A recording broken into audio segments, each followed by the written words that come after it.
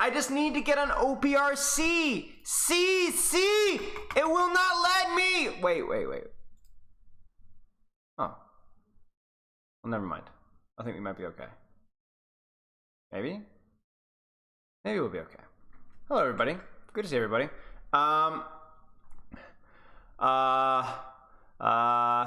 Hey, Dragonfly, Stalker. Good to see you, mate. Neo, 54 months. I didn't even know you were a tier 2 sub. Thank you so much. Hi, Smilo in chat. Hello. Hey, Stalker, Kidnapper. Good to see you. Without context, that sentence doesn't make a whole lot of sense. Buff Hardtech, the hero that you needed. Well, you guys might have to stick around. Buff Hardtech might have to come back. Got soaked in too much rum. Now he's Soggy Attack. Yeah, pretty much. What is happening to my hair? I mean, it's the longest it's ever been. It really is the longest it's ever been. It's rough. Uncap the download speed, but that will be okay, right? Wait, it's working now. Ha ha! It worked. Never mind. Disregard. All right. Messaging. Okay, so today we have NKZ, NKZ, I guess depending on how you're pronouncing it. Contenders off-tank player, European region. Known this mate for a while. He was really famous for that one clip of him like canceling like 3 fluxes back to back and on I think it was Dorado in a Contenders game. So we're gonna be doing some Overwatch 2 coaching, tanking, and then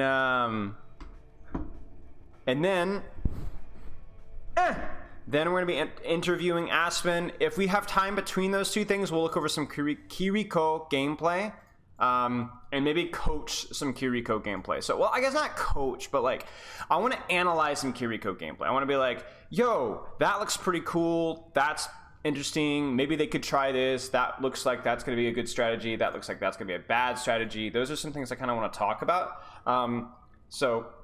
Okay, yeah, I really do need a haircut. Like, this isn't even fun anymore. Like, it's legitimately in my eye. Like, it's just in my face now. And like what is that? Like, what is going on back here?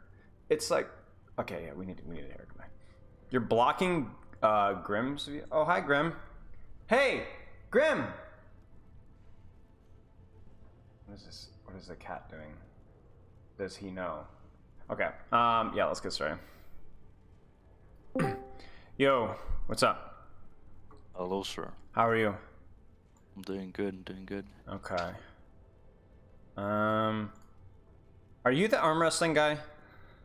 I sure am. Yes. I hate you so much. I'm a little surprised for you. I'm a little surprised for you, sir. Please don't. Please don't. I like.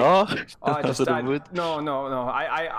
I was stupid London Spitfire Discord. This was months ago. Whenever it happened, right? I was like, oh, check out the sick gals at NKZ. And I'm like, oh yeah, I know that guy. And I was like, who are you? Who is it with? Like, who are you with? Johnny Coomber. Yeah, Coomber. Who else was there? I swear there's somebody else there. I mean, there were like a bunch, like Holy Pig, Danid, like a bunch of people there. But, yeah, so all the EU legends, right? So, I'm like, oh, that's cool. Like, why is there a GIF? And then it happened. And then I'm like, over and over again. All right, so I have to ask the real questions. I know you're not here to be interviewed, but did it hurt? I was drunk, so the first couple of minutes was fine. I was just like showing it off to everyone that my arm was broken, and then after that, the pain started kicking in, and then it was quite a painful journey back home. Yeah. I see. How long was your recovery? I mean, yeah, I'm in recovery now for like 5.5 months. Oh, you're still recovering. Yeah, obviously the shit's still like fucked, but I can go to the gym now. I can do most of my shit now, just not to the max. That's good. People make fun of me, but I refused to arm wrestle. I refused to arm wrestle before even that I saw that horrible thing. I refused to arm wrestle. Just something about it just feels very unnatural. Because I'm like, I lift weights and stuff. You know, I'm like, you want to arm wrestle? I'm like, no, I will not arm wrestle you. So, for those of you guys don't know, there was a rather viral, I guess, in the Overwatch community GIF of yours truly. Well, actually, not yours truly. The other person in this voice call's arm going the wrong direction during an arm wrestling moment that went wrong. So, yeah. Okay. You can see my stream here. So, is it this Oasis? Yeah. Okay. We can start with that one. So who are you playing with? Like, I'll be perfectly frank. I have lost all track of like contenders and what's happening in contenders and who's in contenders and who's, because that's like the typical contender shuffle where everybody goes in different teams, you know? It's currently very fucking messy, but currently I'm like making my own team with like Holy Pig, Sobek, Love, and I'm trying to get a flex support, but flex supports are very scarce, so Yeah, that's a bit rough. Makes sense, okay. Love is the hit scan, yeah? Wait, is this the right one? Wait, no, it's not the right one, sir. It's Okay. like a Zarya Reaper. I sent Is it this one? Yeah. Well, the reason you sent it to me, but it's already in the replay code, so it's just gonna tell me it's already there. You know what I'm saying? Shit, wait. We're gonna have to dig it. V3X. One second. It's like 3 days ago, so. Oh, okay. I'll keep digging. Surely we will find it. No. Maybe if I just plug it in, it will work. Maybe it will work. Let's just see if I put in the code, it will work. It should already be in your replay codes. Wait, what? It's not. That's bizarre. Welcome to Oasis. Okay, well, I guess we're good then. Here we go. That's the one. Okay, so let me get the, so just kind of give me a little background of like your team situation, what you kind of want to get out of this session, what you're trying to work on, what the team work goals are working on while I'm getting my replay code settings set up. Right. Well, currently, since this meta is very unclear and stuff like that, the main thing I want to get out of is like what comps, or like what's the general idea of the comps you want to play in this meta, especially in terms of what tank, because that's very important for me, obviously. Okay. And in this mirror that you're gonna see right now is just how we want to play this mirror, because I have a feeling this mirror is gonna be very popular, very played a lot. So it would be helpful to get the macro behind this. Okay. Well, I can definitely help you with the latter. The former, I can give you some advice, but perfectly, like, frankly, with you, because I have not been in scrims, I don't know fully like what the meta is, and like outside of like what I can see in Overwatch. Like, I do have access. I've been able to keep in touch with players and knowing, like, I knew that Orisa was being played, but for example, by Washington, I knew when and why she was being played. I knew that like Dive is really popular, so I can give you some insight to that. Obviously, Sombra got buffed, which is a big deal. And then having, a buff Sombra means that Dive is going to be more prevalent, especially with a nerf Sojourn. So you're going to have Ana Lucio comps. That's just pretty goes without saying, because that's the best Dive backline. And then in terms of like what that next DPS is, like the reason teams are playing Tracers just because she's going to synergize better with Monkey. And then if you're playing Zarya, obviously that makes the Reaper a lot more attractive. But I mean, I guess it's a lot of it's just flavor. I haven't watched a lot of APAC, and I also don't know how the meta is going to boil down to. Like, we're still very early in the meta. You know how this is. Like, it starts off with people think they know it, and then like 3 or 4 or 5 weeks later, then people actually know it. With a few exceptions being like the Junker Queen meta. I'll say this, that your comp is not going to be bad. Your comp is probably fine. Yeah. I don't. So it's like just small little tweaks that could change, but for the main part, it will probably be fine. Yeah, and especially in contenders as well, like you're not going to have people that have the hero pools that Overwatch League players have either. So like you're just going to have to work with what you're given. I don't know, like how's Holy Pig's Tracer? Good. I mean, he's a very flexible player, Holy Pig. Okay. Love is more of Reaper? He's more of a pure hitscan player, so his Reaper might not be the hottest. Yeah. My Zarya also is not the hottest, but it's it's out there. Okay. Throwback would do show, and surely it's better than Ben Best. Sorry. I sure hope so. Yeah, otherwise, just quit right now. Okay. So this is a scrim versus Peps. Okay.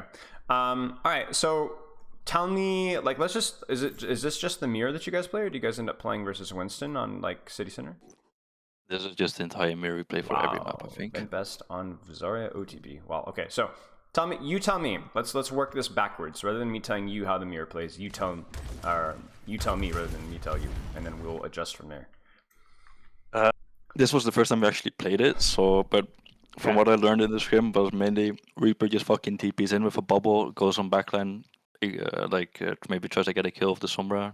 Okay. Sombra mainly hacks the Ana just to deny the nade and whatever, and then I just try to mirror the Zarya, get my charge up, and then once we're able to get like and engage with the Reaper, like, we can try to push in onto the Ana. Okay. Like ignoring the Zarya, you don't really try to kill the Zarya. You can try to ignore the Zarya with a bubble advantage, and then you push past her. From what I've seen, and then you try to get the backline, and after that you can try to kill the Zarya. Okay, so let me actually pull up Microsoft Paint because this will be easier to explain this with.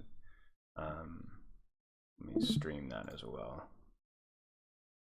Okay, I think we should be good. Chat, we good? Good. Okay. So basically, what you have here is you have Zarya in either side, and what the I see the stream, but I don't see the Discord stream. That's strange. Let me try that again. Okay. If it doesn't, yeah, no, it works. Surely now it works. Okay. So like essentially, you're trying to basically like everything revolves around bubbles, as you know, bubbles and things like that. So like what you're trying to do is you're trying to get as much pressure out of your bubbles as you possibly can. And like you said, there are some different ways to do that. So one of them, like you said, is the TP play. So if you put your Reaper on the back line, and like if we draw their little squirrely little bottoms back here, right? If you get a TP bubble Reaper on the back line and he's able to get a lot of damage in, or just a lot of pressure, maybe he forces a nade, maybe he forces an amp, maybe he forces a tension, a bubble of his own, then what that means is then, okay, you've traded a bubble and a TP, and then your Reaper's going to Wraith back. And then because you forced all of their offensive cooldowns, then you guys can actually push in really, really aggressively on their Zarya. And you're going to be able to either kill her or she's going to have to disengage to the point where you end up getting the entire map, right? So you win the cooldown trade with your TP bubble. And so you guys get the entire map, or maybe you get a kill.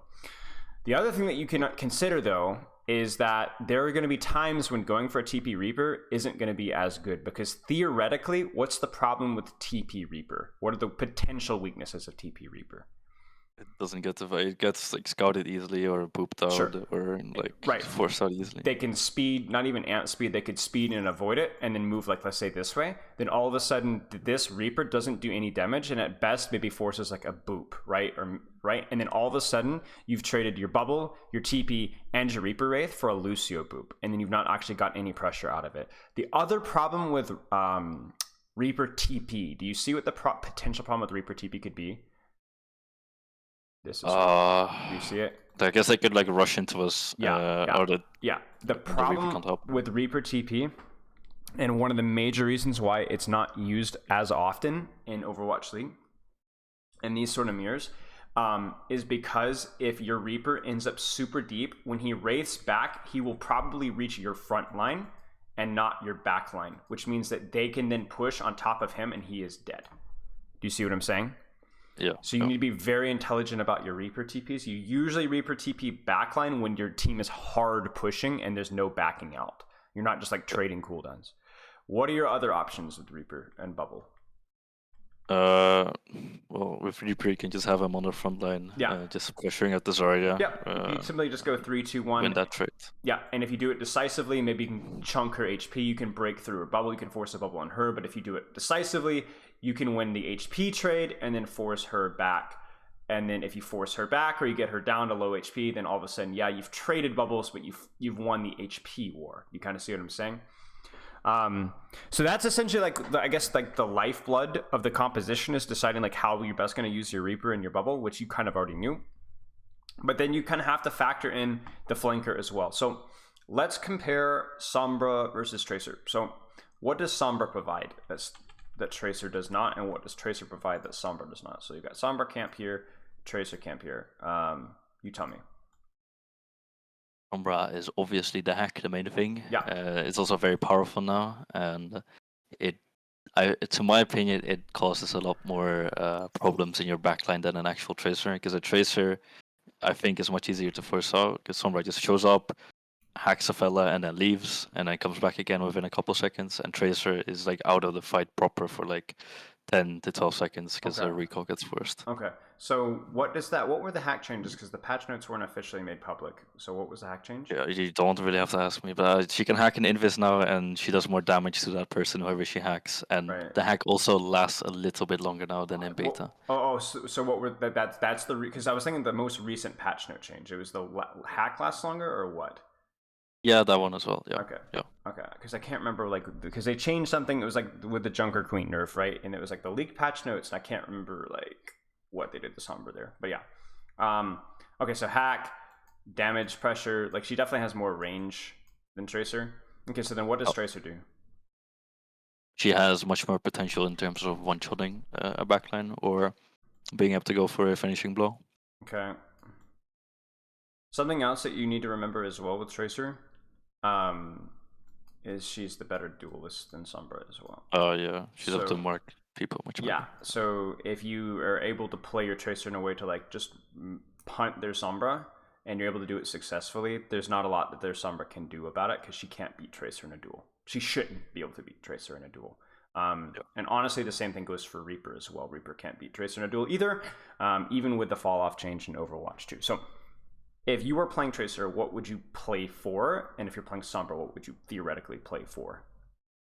For Sombra, I'd say a 3-1 engage and just going in hard in general. And with a Tracer, I'd say marking their Sombra, forcing that out, and the Reaper as well, and then going in after with your bubbles. Yeah, or like that seems like just winning the frontline battle. Yeah, that seems like a reasonable start. It's weird saying that Tracer wins the frontline battle because she does clearly less damage than Sombra, but the way that she plays, she can control Sombra that Sombra can never take an angle. Because the Tracer will always clear her out. Now, we see most teams in Overwatch League playing the Sombra Tracer combo. I haven't seen a lot of APAC. I don't know. How many teams playing Zarya in Overwatch League right now? Have you been able to see? I'm not sure about Overwatch. I've only watched like 2 games of him, and I saw a bit of Orisa. But in scrims currently, for us, it's a lot of Zarya. Yeah. Okay, it's a lot of Zarya. And what's the Sombra Tracer split looking like in the scrims and contenders right now? I'd say way more Sombra than Tracer. Okay, way more Sombra than Tracer. Okay, sounds good. Let's get into it, and then let's talk. We'll talk briefly about, I guess, your we'll talk briefly about like your playstyle on the Tracer, and then we'll also talk a little bit more about your what am I trying to say? We'll talk a little bit like if you were on Sombra, how would you play this as well? So, okay, so let's just the big thing for you, like the 100% most important thing, without breaking too far deeply into the macro or the micro, is if your timing with bubbles isn't literally perfect on your Reaper, then that has to change. Everything comes down to like your consistent timing with your Reaper, that your Reaper's getting like full, whether he's TPing or whether he's shooting frontline. If there's not like consistent pressure, 3, 2, 1 all at the same time, then you're in serious trouble. So let's play this out. Why is this? Oh, I forget the replay viewer on Overwatch 2 is literally dog manure. It's horrible. So like, what are you seeing as kind of being a problem right now? Let's just see this right now. My Tracer being set up completely wrong for what we're trying to do, and my Reaper not being with me. Do you want this to be more about you or about team and with a focus on you? Team and a focus on me. Okay, let's do that then. That's going to be easiest. So yeah, the first thing first is your Tracer is completely MIA, and their Sombra set up to get more value than she is. What's the second problem here? Let's say, I mean, my Lucio going for a boop, I guess. I don't really care about that, but I'd say my Reaper not being walked up with me. Your Lucio, theoretically, it's like a high risk, high reward play. Like if he gets the boop, that's going to kill this push from them. But your Reaper, like look at their Reaper versus your Reaper, like which one right now is probably in a position to actually do more, and it's like, it's pretty clear, right? So the problem here is like, is there any possible way that you guys can like win this high ground now?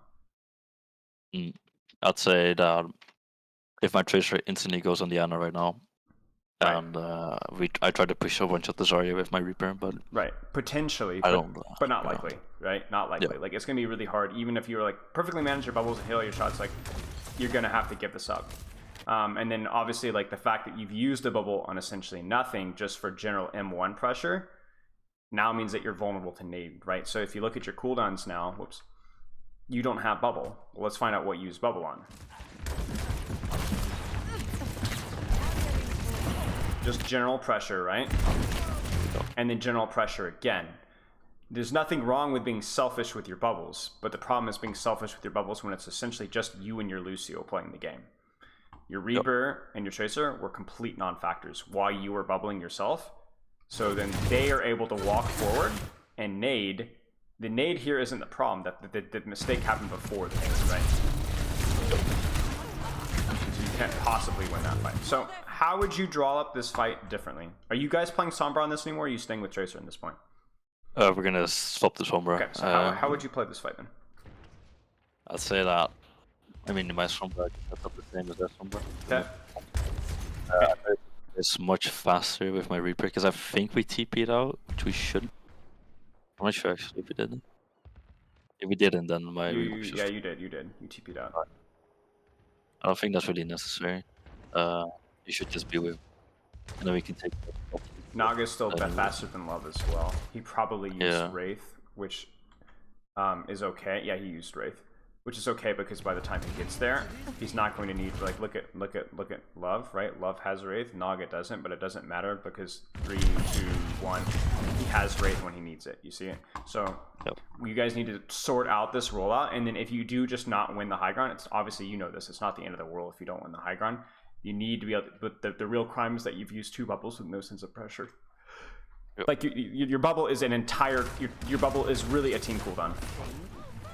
If it's wasted or you don't get full team pressure out of your personal bubble, then it's over. Fight's lost. I still get confused by the fact sometimes that I have 2 personal bubbles, but that bubbles can be used on. It's fine. Like you just need reps. That's all. Yeah.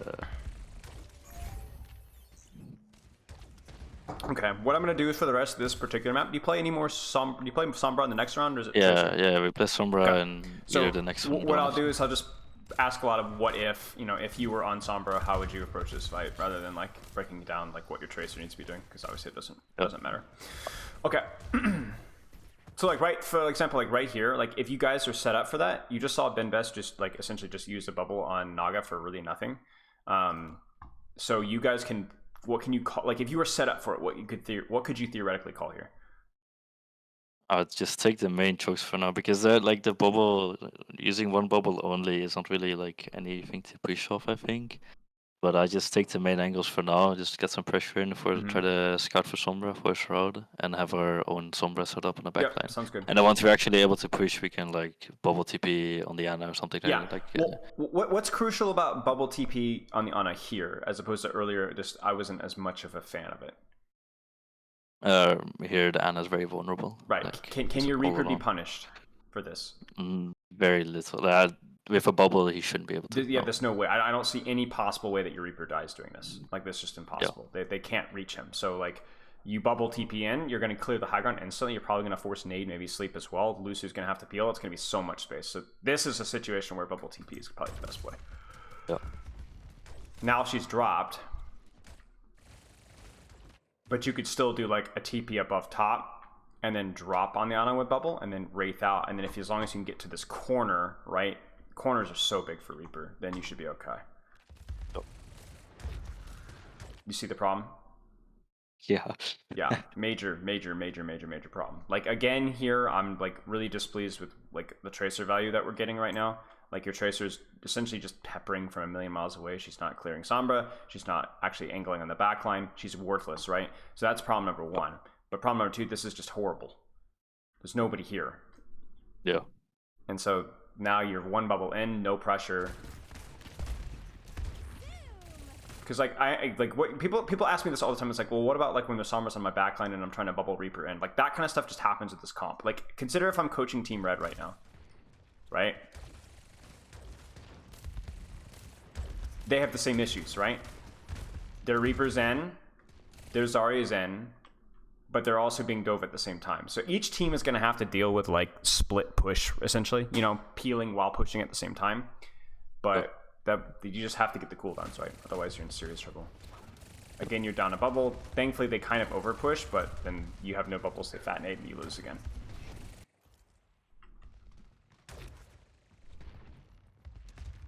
It's not to say that like that's the only thing that matters in this comp, but it makes it a lot easier if that's the only thing you're thinking about right now. It matters for me. Yeah, it matters a lot for you, and it is probably the most important thing of all the details is to get this one right. It's like the Mei wall trade in a Rhyme mirror, That's the thing that you have to get right, if nothing else. I mean, this point, again, it just feels like, so let's look at this again here. I mean, to be honest with you guys, I don't have a whole lot to say here. Your Tracer's dead. She's wasted pulse. You grab here is fine, but they've nanoed. And yeah, I don't know. There's not a lot to say here, to be honest. Ult fight. Yeah, ult fight. You guys will not even build your beat. You will not build your nano. You will not build your Death Blossom. Yeah, just go next. Okay. Do you have any questions so far? No, Okay. not at all. Yeah, the key thing I tell everybody, and this is an Overwatch so you can continue, is like you have to find like the simplest way of like explaining the comp to yourself, so that you're not like overwhelming yourself. Because like it's hard enough for you, like you said, I'm not a very good Zarya. Well, like you're probably gonna be thinking a lot about like mechanics and stuff, right? So like you need to like not clutter your mind with like a trillion different details. Same thing with like Love, right? Love's probably struggling a little bit in Reaper. Holy Pig, I mean, Sombra is just Sombra. Sombra is always tricky, right? So like your entire team, except for your backline, is gonna be like thinking about mechanics. So it has to be like, what's the simplest thing that we can be thinking about while we're thinking about mechanics? It's just communicate your bubbles. 3, 2, 1, push. And it can't, by the way, it can't just be like your Reaper Zarya. Like your Sombra has to be in part of that conversation as well, and so does your Ana Lucio too. Okay, so let's get started again. That's a huge sleep dart. I can get you guys a little bit of pressure. Why does Love die? Let's find out. I think he has one shot, but I'm not Maybe. entirely sure. It looked like he got one shot. Okay. I'm gonna blame you for this. Ooh. Yeah, hot take here. Okay. So, what should you be doing right now? Should have probably bubbled the Yeah, bubble. you should bubble. Like this is where like people are like, oh, like just feed all the energy. But you guys, if you pop their bubbles first and focus their Reaper first, then you guys win the HP trade, right? Like if you guys can break the bubble, or like for example, this is actually perfect because you're gonna be able to bubble second, and Love is actually not taking that much damage, right? Like if they bubble first and Love gets a headshot and he's like 1 HP, then he might have to Wraith and then you bubble and that's disaster. You've lost neutral. But Naga actually screwed up pretty bad because he goes in aggressive and he gets bubble, but look at Love's HP, right? He's actually fine. So if you guys bubble right now, what would happen? We'd win that trade easily. Right, you would bubble, you guys would break their bubble first, Love would regenerate some of his HP underneath the bubble, Naga would have to Wraith out, especially with the Sleep Dart and the Zarya. There's no way that you guys don't win this Reaper trade. You guys should, but you're walking in forward, and not only are you walking in forward, you're actually ignoring the main tank. You're going for the backline, which I know you kind of spoke about this a little bit earlier, but are you guys in a position right now to like actually hard push the backline right now? No. No, you don't have the Not in a billion years. No, you don't have the Reaper cut. You don't even have your Sombra set up either. So there's like actually no way. And even if you were pushing the backline, the bubble in Reaper does more than a bubble on you in this particular circumstance. So like Love is like out here like trying to like, surely I don't need Wraith, right? Surely, I guess so, right? That's on you. So that kind of, this is like, it is everything in this comp. It's like the synergy and communication between you and your Reaper.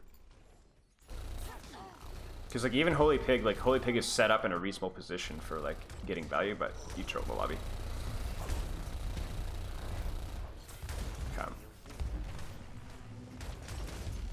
Because they're making mistakes, you can see it too. Like there's windows here to win like these neutral trades versus these guys.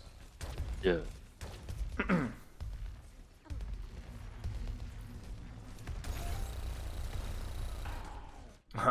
What on earth? What was Naga doing? On a mission. What? Well, I like, oh, he must have gotten one shot, but he's like, my man is just like. I think someone scouted him as well. That's why he went there. Yeah. But do you see like, okay, so if I'm coaching Team Red or you're coaching Team Red, what's the issue here? Naga TP the fuck out there. I don't know. Well, I mean, look at Ben Best and Naga. Do you see? Yeah. The I mean, one's looking, they're in completely, well, not only that, way too far, but also like, Ben Best is not even like paying attention, right? There's a miscommunication with the Sleep Dart, and then, but even before then, Ben Best is like super busy spy checking and not even looking at Naga.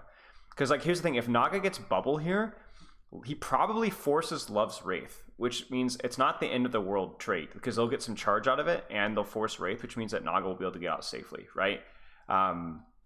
So Naga's kind of feeding, yeah, but also that would have probably been fine, considering that you were dead, you know what I'm saying? So like, again, it's coming back to the Reaper trades. It's the Reaper trade again. Okay, so what is the problem here? This isn't necessarily bad, but what is the theoretical potential problem here? We're rushing too much.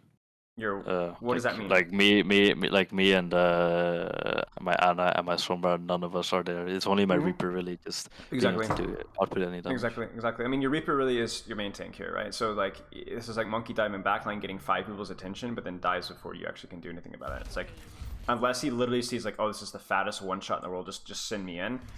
Then like now he's out, but like, what did you actually do with that? You know, you forced a nade, but that was a bubble and a wraith for a nade, and you guys almost got 0 space out of it too. You guys were gonna be able to walk up anyway. And now your Sombra's in, but what's the problem with your Sombra being in? He's gonna get forced out. He's gonna get forced out instantly. Why is he gonna get forced out instantly? What do they have to look at right now? Just the Sombra. Right. Reaper doesn't have Wraith. Reaper isn't even ready yet. You're still far back. Your Lucio's still far back. So if Sombra's the first target out, easy clear, right? Like, honestly, there's a ridiculously risk of dying there. So, and then even your bubble here too, like your bubble here is very selfish, but it's not good. You don't get really anything out of it. I look at this here and I'm like, I know he doesn't have Wraith, but I'd be like, let's walk, and bubble, like if Love turns this corner here with bubble, then Best dies instantly. Yeah. And now I think I do bubble him, but yeah, but I guess one shot. Yeah, he dies. Let's watch. Well, jeez, I hate this so much. So boring. Okay.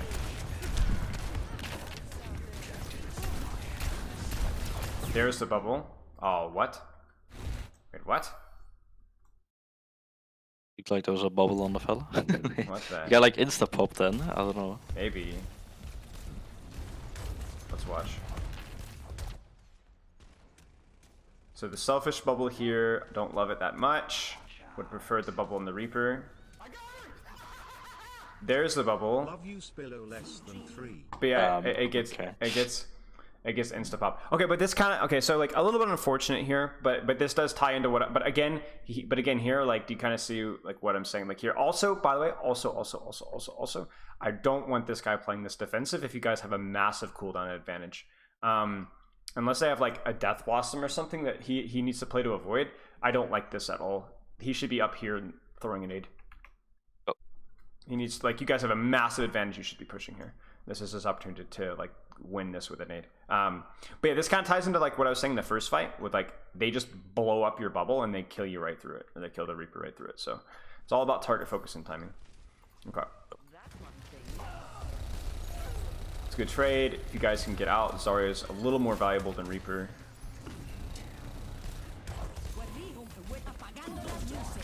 I'm very scared. Yeah, but you should be okay. What happens here? The EMP is kind of poopy, but unfortunate. No question about it. Yeah. That was good, I think. Death Blossom is tough. He just gets booped. That's a little unfortunate. He still had Nano as well. It's actually still winnable too. Oh, it is sick. Yeah, Zarya is so important. I think we might lose now though, because I played too aggressive, but I'm not sure. Been a while since I I mean, I remember. I won't even say you're playing too aggressive, but like, what's the problem? You know, the Reaper's not with me. Your Reaper's not. Yeah, you got forced out with Wraith. But, So. yeah, but it's not just your Reaper here; it's your Lucio too. And like, honestly, at this point in time, like, given the way the battlefield is right now, you guys are up one. Your Ana could be pushing more aggressively with you too. Like, she could be pushing on this flank here and looking for a flank nade. Like, she would 0 chance she gets punished for it either. Your Lucio could be speeding you in. Like, this is the problem. You know what I'm saying? Like, these are like, I'm not saying it's easy to fix these things, because obviously it's always like, as an Ana, it's like, do I survive if I do this? Do I die? Lucio's like, do I peel? Do I push? But like, you guys have a clear cooldown advantage here, and then stuff starts to happen, and your Reaper's out, you're in, your Ana's out, your Lucio's out. Grab is fine, but it gets air. And then now your Reaper's like, oh shoot, I guess I should push. But at this point in time, you're already thinking, crap, that was a waste, I'm out. And so then we're playing defensively. And the Reaper gets his Wraith forced again for essentially nothing. He actually did nothing. Like, look at Love's POV. He's like, oh shoot, I should push. Oh crap, I'm hacked. I gotta push. I gotta push. Okay, I guess we're out. Oh, there's my Wraith again. He literally forgets his Wraith force the second it's available again.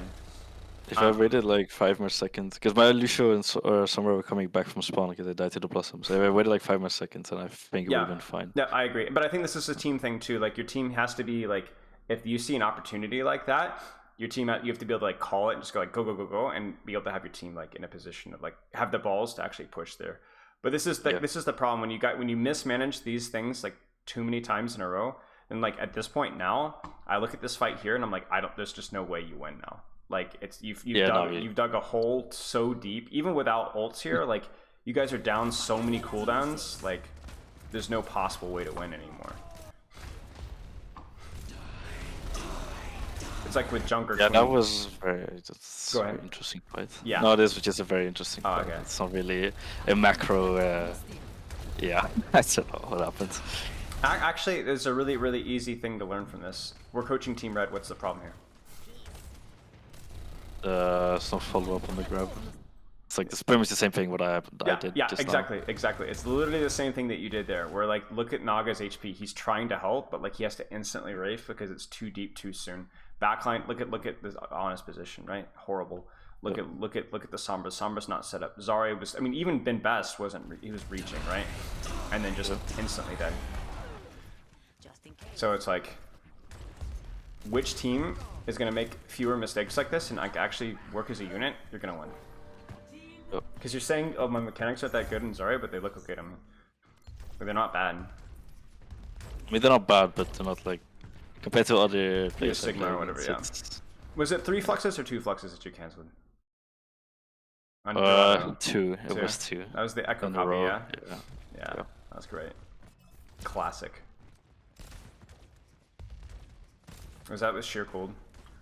That was with sheer cold, yeah. The good old days. Huh? Yeah. I'm like in absolute emotional agony right now. You're doing it again. It's like goats. Like, remember? Did you ever play during goats at all? Yeah, I played Diva. Okay. You played Diva during goats. If your Reinhardt turns the corner into Zenyatta LOS and flashes shield and loses like 600 shield and 200 HP in the process, you would kick him off the team, right? But that's what you're doing here right now. Like you're turning the corner here into 1, 2, 3, 4 people, where literally just you and maybe your Lucio can shoot. Like there's actually like this is a guaranteed HP / cooldown loss rate every single time. Every single time.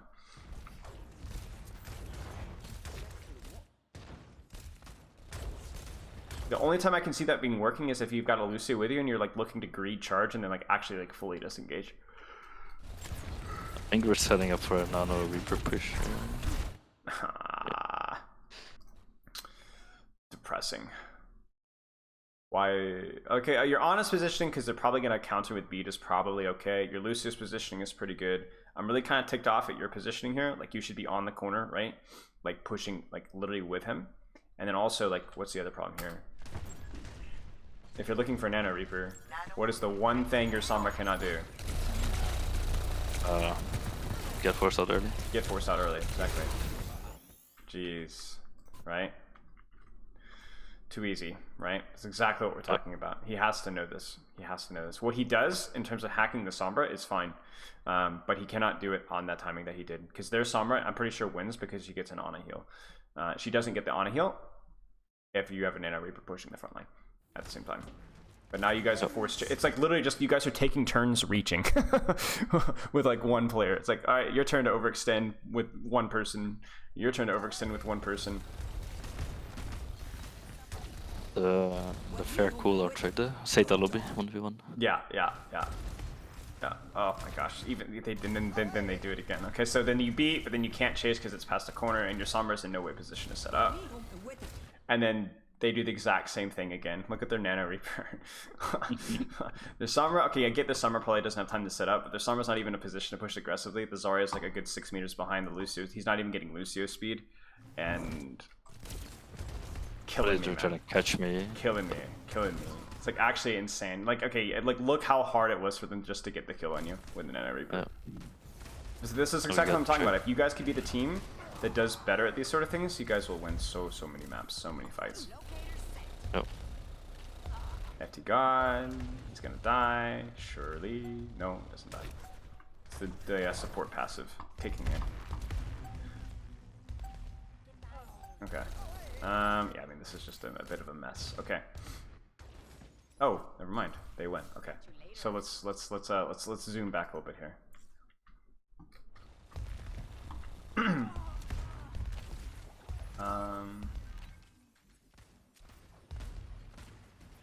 Yeah, let's actually get to an actual team fight here. Alright, we got a team fight.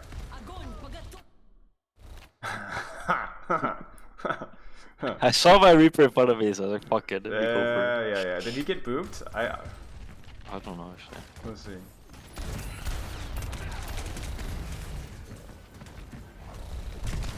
Oh yeah, he got booped. That's a good boop. Okay, I respect it.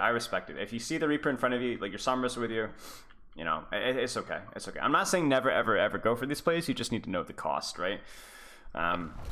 Like Ben Best clearly knew what he was doing when he needed to grab over here, but he just thought that I can make it work and just didn't have to work out. 1 second on bubble. It's actually tilting. Yeah. Surely you guys will win this.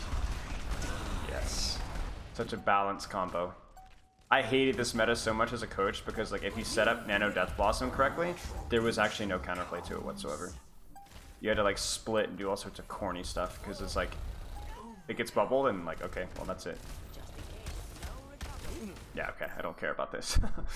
Do you want to keep going with this map on the 3rd round, or do you want to swap over to the? Yeah, just like 1 or 2 more fights for the last map. Okay. And, I think it'll be fine. Okay, so just to finish with this one then. Yeah. Okay, we'll finish with this one then. I think it's very important. Like from what I'm saying now, it's very important for my team to learn this one as well, because there's like so many mistakes everyone is making. Yeah. And it's the good news is that like they're tricky mistakes to fix over time, but like they're not tricky mistakes to understand. It's like okay, I see exactly what we need to be doing better, and like that's half the battle is knowing exactly what you need to work on. Okay, so why is Naga on Genji? High grounds. Yeah, high grounds and Nanoblade. High grounds and Nanoblade. Because he's thinking, okay, we're gonna lose the frontline trade, but I'll get good angle pressure. Like you can look at your Ana's positioning. You see like how your Ana's like playing spooked. You know, she's kind of gimped a little bit. I'm not saying that's necessarily good to play Genji here, but okay.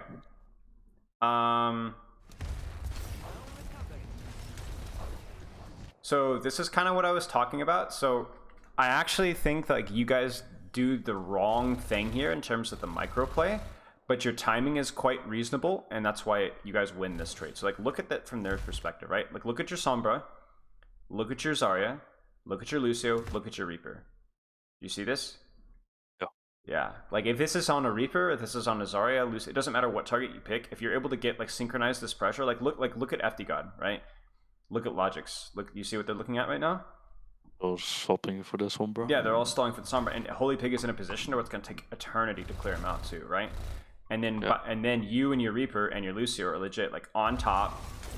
Obviously, the bubble Wraith is not good. We don't love that. That's why like splitting from your Reaper sometimes like that isn't great, because he might have to Wraith, and you're like, oh, I'll bubble you, and then it's too late.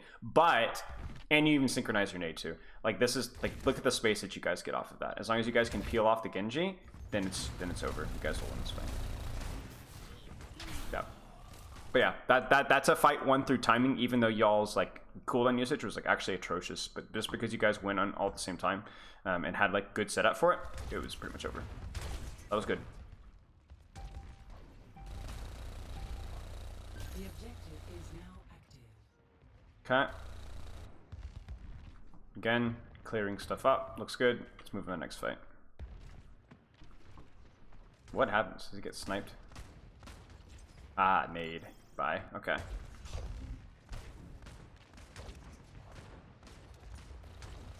Whoa. Ana's popping. Going crazy. Yeah, seriously. Okay. Logic's good Widow. Yeah. Yeah, he's trying to get a I funny was pick. gonna say, I saw a swap Sombra, I was thinking must have gone Widow, yeah. Cost him 10% EMP charge. Get rolled, kid. Okay, we know what we're setting up for, you know? We know exactly what it should look like. Let's see if it's executed. Here comes a nano. 3, 2, 1. There it is. Okay. What do you think? This is okay. Well, I'll actually know what happens now. Now that I see myself turn around, I full troll here. Okay. But initially, does this look bad from you guys as a setup? No, initially this looks very good, I and agree. I just full fucking trolled. I realized right after I did the turnaround and I was shooting or like trying to force out the Sombra Genji. Yeah. I realized immediately that I just full trolled the entire fight. Yeah, I agree. I think this would be better to like let your Lucio turn around while maintaining speed aura. And then also I think Holy Pig's position can probably, if Holy Pig isn't getting spy checked, playing like a position here would be way better as the catch. You know what I'm saying? Yeah. Yes, I think like Soldier 76 almost. Okay, so let's see how this fight goes. I just run off. Oh man, like look at the HP and cooldown trades that you guys have here. You know Yeah. this is where you break the corner rule and just 3-2-1, just keep pushing. You know, you guys have such a massive, and as long as they don't get nano to counter, then you guys should be okay. Yep. Yeah, that's really tragic. Okay. What's the delay on second bubble? Is it like a full second on one target? Yeah, it actually a full second, maybe even more. I'm not sure. Okay, I'm not I sure. haven't either, tested honestly. it, but it's long. It feels really long to me. Yeah, yeah. Okay, this is just a mess to be honest. You guys could super split. You guys clear Sombra, but then your On is caught, and then Naga just goes 8. And then you guys counter, but at least you and your Reaper are here. Still theoretically winnable if Ben Best dies, or Genji. You will die. I still love TP that even though I bubbled him. Could have stayed with me. Yeah. Yeah, But you just see what you just said there? Like those are the things that have to change. You know what I'm saying? Yeah. Like those kind of the wraiths, the TPs with the bubbles, like that has to be fixed. And then also at the same time, Holy Pig being in a position to cut, and then Sobek being in a position to either push or peel, / Andre knowing like when he can actually play aggressively and when he doesn't need to. Yep. Actually, very reasonably to stall this one. What happened to Logix? Not full. Oh, Funny Reaper. funny. Holy Pig. Nice. Very nice play. Oh, big TP. Oh yeah. Brilliant. That's really good. Huge stall. Big nade. Oh, crud, dude. That sucks. No beat on the Reaper. But this is good, though, because that's a really bad beat from them. And as long as your Ana can Good keep EMP you... from us. Yeah. And as long as your Ana can keep you alive, you guys have corner and point control. What? Ooh. What was he smoking? Let's play the game. I'm on that mission, sure. Trust. I was like, What? Anna, you're Yeah, mine. yeah, I think I has high charge, so I was like, this Yeah. might kill. I mean, I get it. I get it. It's just tricky too because like obviously your Reaper's dead and your Sombra just got her TP force as well, so it really is a 2v4 at this point, or 1v4, I guess. But like, I have the bubble and all, I can push it, right? And then, but I think I might live. It feels like every single mistake either team is making has to do is the same type of error, just in a different way. You see what I'm saying? Yeah. And it's gonna be about like minimizing those errors as much as you can. Because again, it's like nobody will be able to play that one perfectly. So I'm not trying to set like an impossible standard, but like that has to be the goal. This is what Dallas Fuel is always so good at: the ins and the outs. You know. That's why they did so well with Zarya metas.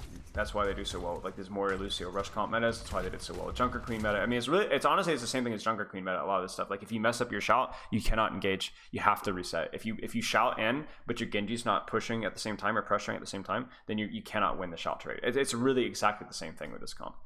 Like such a dumbass if your shout gets forced early. Yeah, exactly. Okay. What was the plan here? Do you remember? Let me see. I think we just go like a nano TP Reaper on the Zarya. That was the plan. Okay. I'm not sure about the Blossom, or if the Blossom was like maybe mid-fight stuff. I don't know. Okay. Whatever love feels like. And then we just get dived by Nana Genji. Yeah. So like my problem with this plan, like this is a mistake of a different type. I think like you guys are trying to set up good timing, but the problem here is that like they have all the space in you guys. So the way to play when they have all the space in you is either to bait and respond to what they're doing, because like you guys could have responded differently, or you could have saved your bubbles defensively, and then if they go in aggressively on you, like right here, you could literally have just bubbled your Ana and then like nano Reaper on the Genji, or you know, or defensively nanoed. The other thing that you guys can do is you guys can rotate in a way to deny their map control. So like you could have done like a 5-man rotate here, 4-man rotate with a Sombra looking here, and force their Ana to rotate, and then maybe you'll get an opportunity to catch them aggressively. You know what I'm saying? If you just walk down main into the main angles that they have, then it's really really easy for them to push you aggressively. And it's like look at the positions that they had in your on when this fight started. 3, 2, 1. Like look at Logic's positionings, look at Naga's positioning, look at Benbest's positioning. Like Logic's is in a perfect position to distract the loose. You see this? Yeah. Like they're within like a second to kill her. Yeah, it's like the easiest setup in the world to dive you. Because Logic's is set up to distract you, and then Naga can go in for free, and because Benbest can put, it's like there's no possible way you guys win this like doing this. So either like play to bait and catch, or retake in a way that to where their setup isn't going to be so good. Like make them move. I think going through cards is probably the easiest one because it's much easier to scout the Sombra. Yeah. You can even do like fake here and then double back across here. Because even if you don't like catch a kill, you won't always notice the advantages that you get from doing like those rotates, right? Like you'll mess up. They'll mess up like their Sombra. You could do like a fake and then double back and then like spy check, you know, and then maybe you catch the Sombra, and that really ruins their day, you know. Things like that are really good. I'm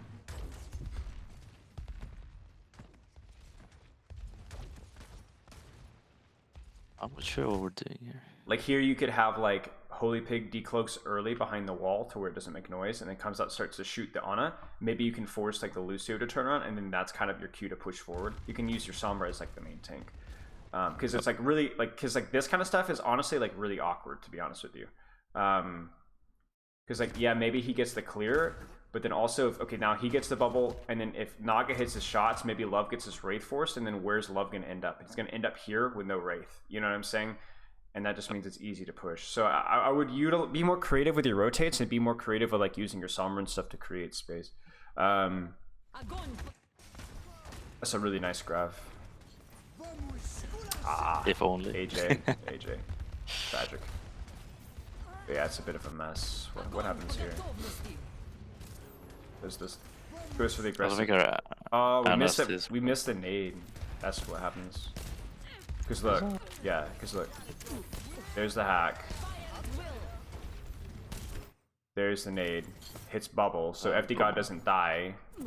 He gets hacked again, but now he doesn't have nade. He tucks in, but he actually tucks in at the same time as your Lucio is moving forward, and then now he's in a position to where he can't live. Yeah, that's some micro misplays from you guys. I don't think the plan was that bad. I don't like the Reaper TP, but that was better than what you guys did the previous fight, which is just walk down main, you know? Yeah. No, I think like across this, like this is the first time we actually played this comp on this map, so I feel like Love, let's go. Throughout the map, like we sort of started to understand how the comp worked a bit. That's fine. I mean, you guys were starting Tracer as well, so there was obviously. All right, Love, come on. It's gonna pull something off. Huh? Ah, no. If he'd had 2 more seconds, he would have killed 6. Okay. Do you have any questions? No, actually, no. Like all the things that I was kind of curious about that you mentioned. Okay, good. I think like the key thing is understanding like this is a lot simpler than you think it is. Your gut instinct, like you can like knowing what I've told you now, like I think you could probably pretty much just coach yourself, like your teams at this point. Like you can look at like, are we like retaking a 6? Are we at different timings? Are we, you know, and then honestly like just try stuff too. Like try different ways of taking space. Like on those retakes in the city center. Find a different way to retake other than going through main. Like we suggested the cars one, we suggested like the Sombra, but there's gonna be other tricks as well. Like you can do like a bait rotate, like bait your backline super aggressively, and then just fully kite out. You know, there's like so many different little things that you can do. But yeah, when I was like playing the game, like was playing the comp, I was like, shit, this comp feels really difficult. But it's like the same with like every new meta for me at least. It's like, shit, this shit feels really difficult. But then after you like learn it a little bit, like it's like becomes routine, and then you can just understand. Yeah, like the goal always has to be like, what does the neutral engage look like, and then how do we want to be positioned on the neutral engage? Not just me, but like how does my Lucio, how does my Sombra want to be? And once you set up that perfect engage, then just like kind of just check mark: are we set up? Are we set up? Was my Sombra set up? Was my Reaper set up? And then if not, then figure out why not. All right, mate. Cheers. Chat with you later. Take good care of your arm. You're very welcome. Wait, was this the GIF here? No, this was also of that match, I think, or like a different one. Oh, yeah. Sure, called Looser, ANJ, NK, the Kron, Limon. You can have this one as well for a little gift. No, I'm not. You know? I just, it's like my instinct is just to hover just a little bit over it. Oh, well, thank you, sir. You're very I welcome. enjoyed the VOD. You're very welcome. Good luck with the Aspen interview. Yeah, it's gonna take a lot of luck. I appreciate it. All right, see you, mate. See you, man. All right, that was NK Z from Contenders. There's some Overwatch 2 coaching special. I'm gonna catch up on chat, y'all. I've done a horrible job catching up on chat. Sauna.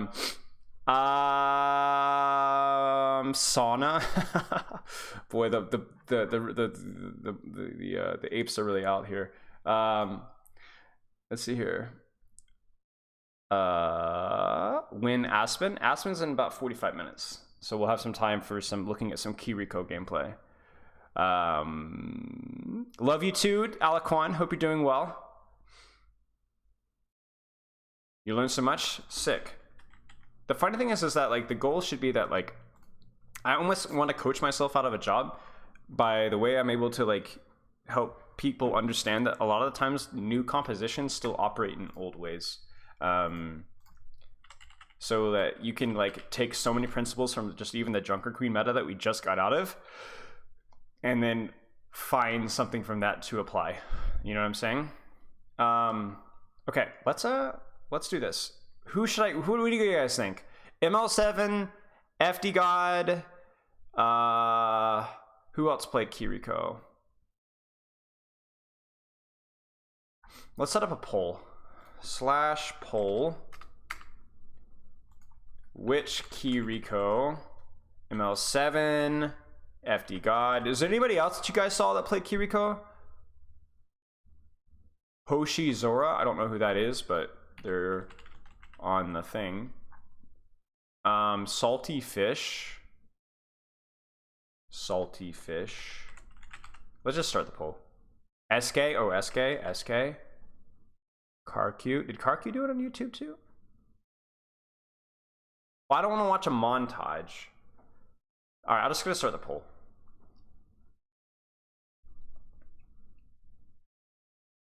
Every meta equals GOAT somehow, I promise. Yes. Hydrate, thank you.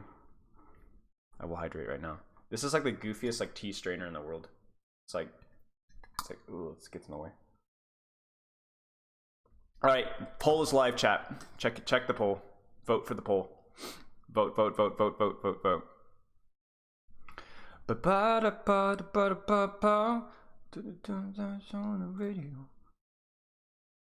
FD God Pro.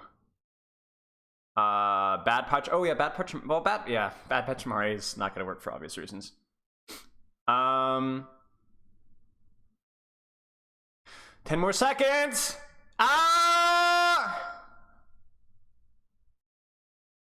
Is it 10 more seconds? I don't even know. Maybe it's more than 10 more seconds. What do you think Overwatch 2 ranked meta will be like? Honestly, I have no idea. I think a lot of it, at the start, is just going to be heroes that people really want to play. Like, I feel like we're going to see more Orisa just because people are just going to want to play her. Okay, ML7. We'll do ML7.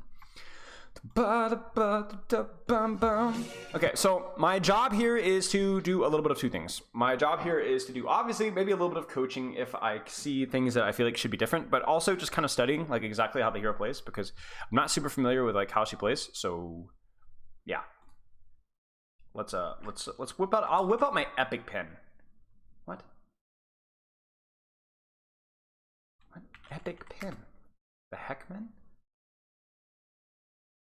I was like, why does this pull up a Bing search? Okay, let's do this, mates. Actually, let me get my phone so I can read chat as well. Hang on. I don't have a second monitor. Y'all be patient.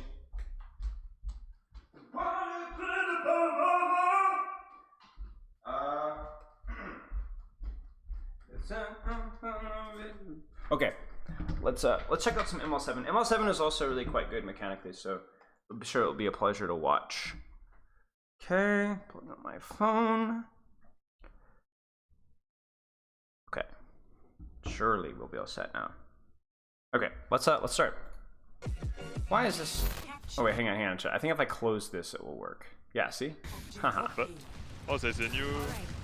Is that FT God's voice? Yeah, it's FT God talking. I got him. Kiriko. Oh, he failed. That's not the FT God. Yeah, it is. Aspen. There's the invulnerability thing, I think. Follow ML7 support, y'all. Yeah, we just Green corner. kill hawk at the hawk here. There's the TP. Oh my So like this is where, okay, so this is the type of play, if you know that your Lucio's engaged, then you would need to make sure that for this play to work, he would need to make sure that this cooldown is available very soon. Because remember my initial concerns about TP were that if you use your TP aggressively, but you do not have your defensive cooldown, then you're going to get caught with your pants down. Because outside of this, and to a lesser extent wall climb, Kiriko doesn't have any defensive cooldowns. Like this is her defensive cooldown. So like theoretically, if you TP without this available very soon, you could die. I'm also curious like how hard is her hitbox to like hit, you know what I'm saying?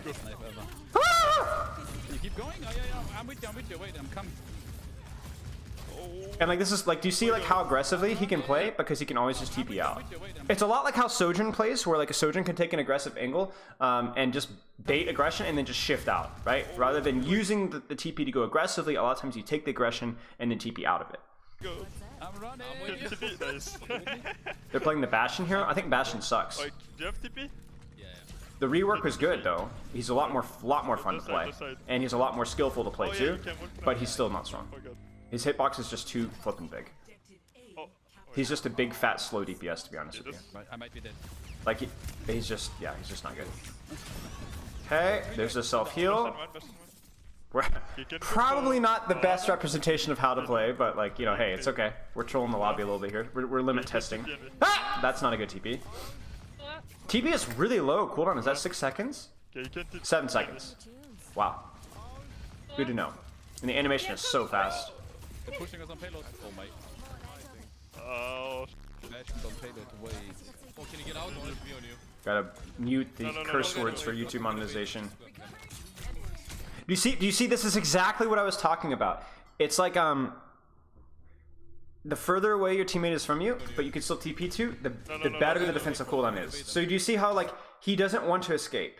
Because if he escapes, the best escape is to just let your Lucio just go full Reddit Lucio across the map, and then you're safer. You know? It's actually better than taking the amp speed with your Lucio. So like let your Lucio go Reddit mode by himself. I'm trying to push it out. There's the lovely support passive. Thank goodness. Oh my god, I get Bastion. Oh, please. I'm gonna TP back to team. TPs, look at the cooldown. You see this? TPs, this only works because he's got this available right now. 3, 2, 1. Because you see that? He almost dies. But there's the heal instead. Whoops. Oh, Queen, slow. Oh no, never mind. I must have voted. Get slow. So, okay, so let me actually stop right here. This kind of scenario right now, you see how everybody's stacked up right now? This is where I predicted, and I will continue to predict, that I don't think this hero is going to be that good in this type of scenario, right? Where everybody's kind of bunched up. Yes, you'll get big E value, but that's pretty much it. Your healing per second doesn't seem to be super high. Your damage is not super high. And you have one ability that just straight up doesn't matter. Now, the interesting dichotomy, though, is that being grouped up does mean that this ability gets slightly more value, but I can see the world in which you would want to be this when this is available. Because she's a weird character where, like, I don't see her being very strong unless things are, like, dive-oriented and everybody's taking angles and split up and all over the map. But as soon as you factor in her ultimate, then all of a sudden this looks like optimal. Like right now, I think an Ana is just straight up better in this kind of stuff. Brig, straight up better than this hero in this kind of scenario. Even a Zen, just M1ing down the choke, probably straight up better with Discord than what Kiriko can provide here. But what about with the ult? I got the Queen. That's my real question.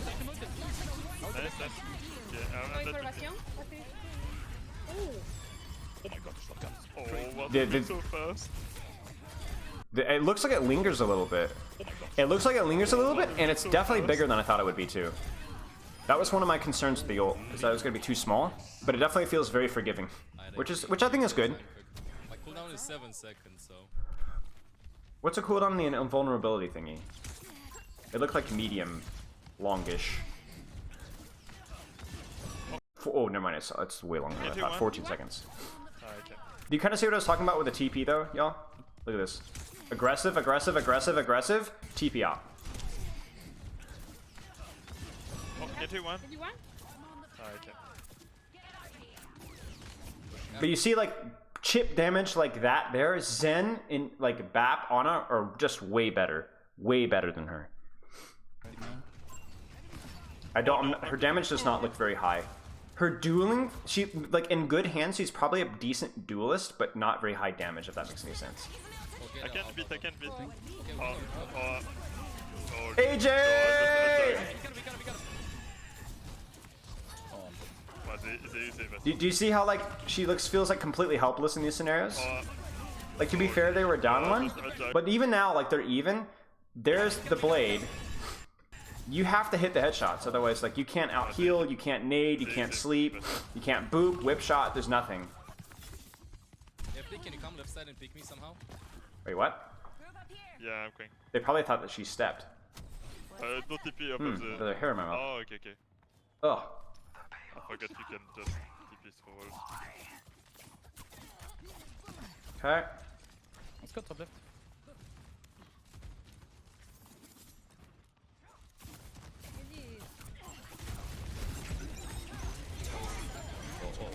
Nice. Purge. TP out. Shoot, heal. Okay, seems good. Ah! Just dead. GG's. TP out. Okay, kill Bastion. I have my E. Yeah. It's a good call. Unfortunate, we missed the E just barely. Animation, just pixel, right? Pixel jumping. My ultimate is charging. Oh, I'm naded. Purged. Oh, we can go on Ana left side. Nice.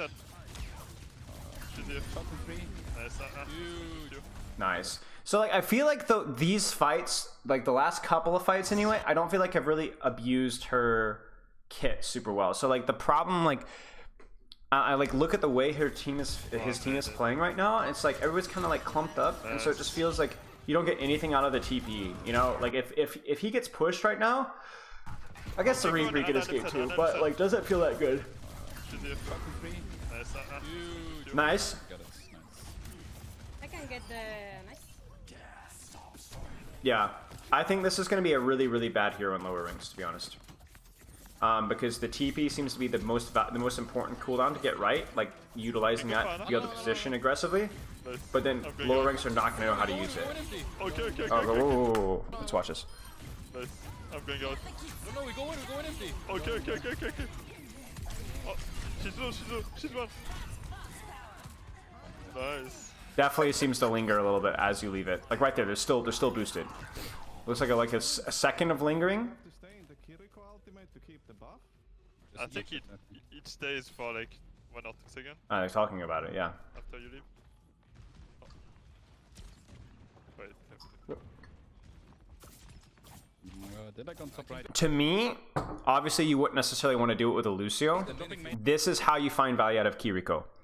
Is you play with like a DPS, Tracer Genji, even Sniper probably wouldn't want to play this aggressively against a mobile comp. But like you play like this with a DPS on a really, really aggressive angle and just abuse the fact that they can like literally never clear you. Because you have a defensive cooldown with E, you can just escape, you have decent poke damage, you have decent heal. And the other thing too is like, even though you're split from your team, you can still theoretically support them a little bit. I almost tried to replay code and move it around, but I realize I'm not actually in the game. So like if there's somebody like on the high, there's somebody. Can you guys see what I'm pointing? Jeez, 4 IQ. If there's somebody like here, theoretically you can still support them a little bit from the split angle. They do a good job. Like Overwatch does a really good job of like, not every hero has like unique abilities. Like this isn't necessarily unique. This isn't necessarily unique. This is sort of unique. But every hero, there's only so many unique abilities you can come up with. But like what they do make is they make that every hero feels totally different. Like they just feels totally different. How do you think they should be played with Genji? My personal thought is that she might be a very, very good dive support. Like maybe the best dive support we've had yet. I did not, this is what I predicted earlier, and the more I see of her, the more I'm fairly certain. I don't see her being picked unless there's some sort of synergy we're missing. Maybe it's like farm and ult. I don't think she's going to be very strong in short range compositions or spam comps. I think her mobility is by far her biggest trait. I don't see her utility though is too either mobile or specific area focused. And so if it's playing with a spam comp is not going to get as much value out of this, and they're not going to get as much value out of this, and you're not going to get as much value out of her M1 either. Whereas a brawl comp will be like, yeah, we can use this, but you're not going to get any value out of this. Your damage is too low, and your healing is too low. So the only thing that I can truly comp, that I truly think that everything that she does helps, is with dive comps. Hybrid, yeah, hybrid maybe, yeah. Yeah. But the difference between her and Lucio is that Lucio didn't always fit super well with dive because he was very good at moving himself, but he wasn't very good at like immediately being with a Tracer, immediately being with a Genji. This Kiriko character can literally just be anywhere instantly, you know? So I don't know. I'll be interested to see if we see any more like other compositions played. I might skip around here a little bit, depending on how fast we go. See what other comps they play, other maps. Aspen. You can go left side, inside. Nice shot. Ta-da. Like that right there was very dangerous if he doesn't have E. So he TP's in right there, but he almost dies, or the start because he doesn't have E. Like right there, bang. There's the E right there. Huge E though. Actually, go left side when you walk out. Should win this. Yeah, let's skip around. Ooh. It's Casino Royale, ladies and gentlemen. We want to go behind them? Huh. What is J3 doing? This is not it. This is not how you use Kiriko. This is how you die. TPing in deep. Honestly, guys, it's like Winston. It's like Winston. If you just jump into the middle of the enemy backline with no like, I don't know what was going on there. If you just jump into the middle of the enemy backline with no like cover, it's bad. But like think about it like this. Like think about if like you like let's say you did this right here with a Genji, but Genji, and instead of ending up here with like J3, like he ends up like here, and so you TP through the wall to here, and then you tuck into their spawn. You see it behind this door. I don't know if you guys aren't familiar with this map like I am. Haha, get rolled. And then like you just go into here, and then they're like, do we push her? But then they're just gonna E and run away further, and then they're gonna push from the other angle. But then once you guys are back here with your Genji, like in this cover, like literally like a Winston jump or a ball staging. Once you're staged as a support, as weird as that says, you can then now start to utilize your wall climb, your E, your all these other things, and to start to like actually start shooting them from behind. And so then you've got a Kiriko plus a Genji on your backline. I mean, honestly, dude, you could have a Sombra on their spawn. You could TP with your Sombra back behind there. And then if you push the Sombra Genji, the Genji is going to dash into his team or dash away, and the Kiriko is just going to TP back to her team in main.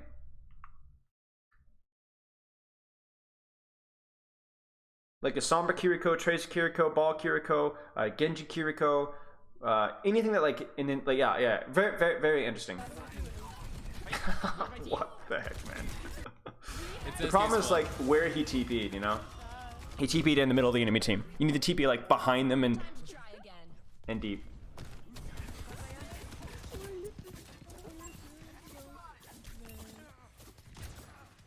You know, Sombra Kiriko sounds like at least the TP part sounds cool. At least the TP part sounds cool. I don't know if it's the synergy runs deeper than that, but it's an idea. Yeah, you'd have to run Kiriko with like another support that doesn't require help though. So I think like a Lucio would probably be good.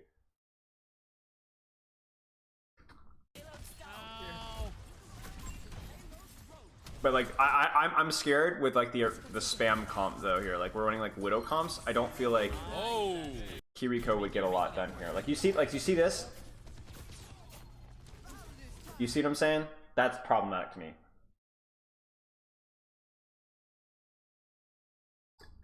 Maybe it'll work because of the Genji Lucio. Like we're gonna like actually like get in there, you know? But I don't see good value from that. Because the other thing you guys have to remember is like, here's an extra little tidbit that you guys have to consider. Consider her. What is the unique aspect of her mouse 1? Remember this. I'm gonna help you guys think through this. What is the unique aspect of her mouse 1?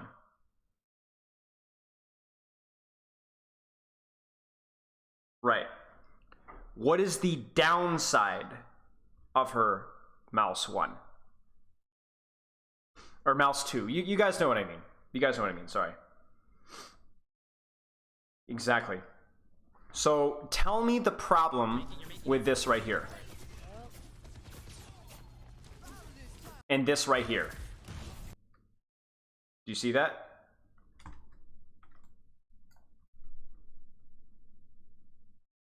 Right. It's hard to hit anything at that distance, right? First off. But shooting shields sucks as Kiriko. Consider that. Like, somebody needs to like actually track the DPS that she does onto a shield, and it's like Ana level. It might even be worse than Ana, actually, in terms of shield break. Horrible, horrible shield break. And also horrible tank pressure if you don't hit the headshots.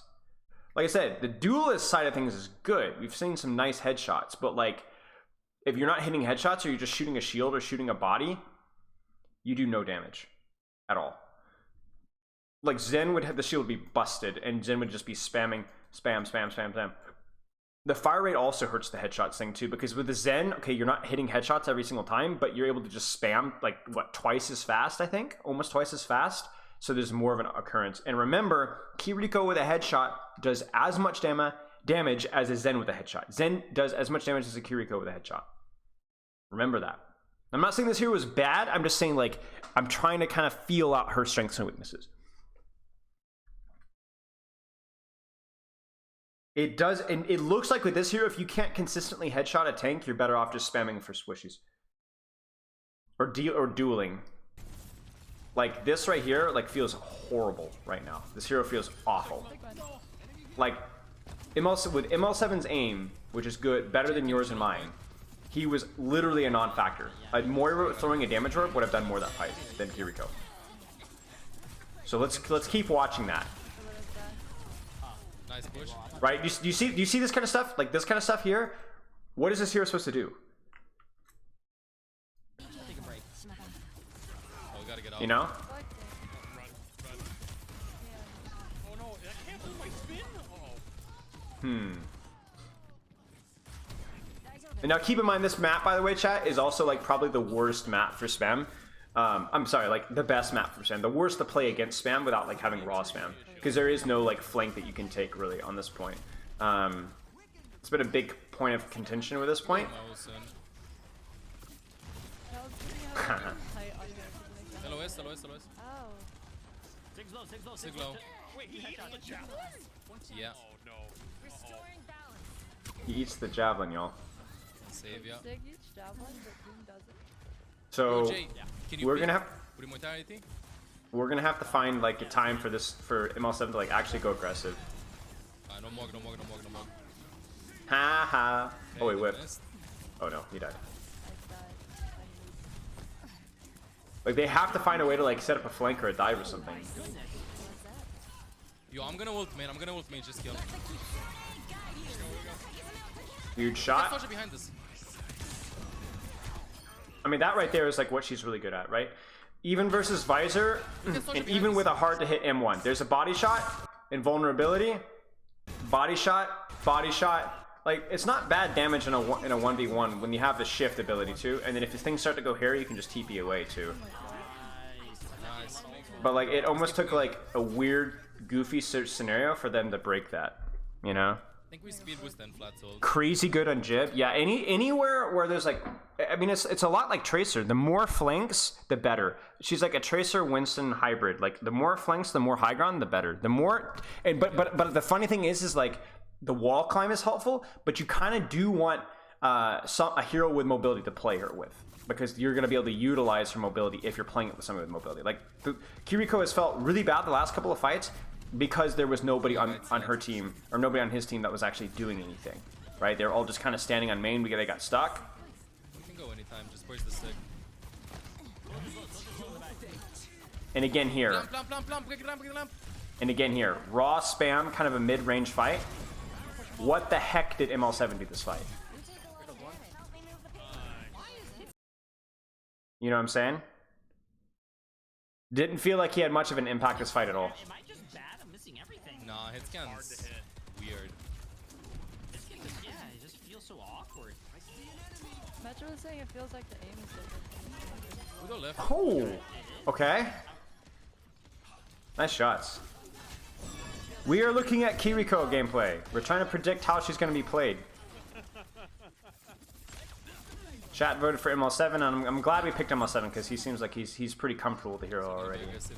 Yeah, okay. This to me, if you can synchronize this with your team's push, this is like how Kiriko has to be played. If you were to go back like 5 seconds here, if most players would just sit in main and shoot shield with their Orisa, but the hero sucks at that. Sucks so much, right? Not enough healing, not enough raw shield damage, nothing. But what you can do is you have independence, like a soldier, like a tracer, so you can use that independence to like, look. Shot, now the soldier's shooting at you. Now that the soldier's demanding healing, and just the amount of distraction that you did there is probably worth more than any and all of the shield pressure that you could have done. And you almost got the kill too. I actually think he could have stayed there a little bit longer. I know he was scared of Helix, but... And then this is where you hate it, right? You hate this. There's not like there's an alternative right now, but like... This is where the hero really does feel her worst. Can we go with V? Can we go with beat? Go aggressive?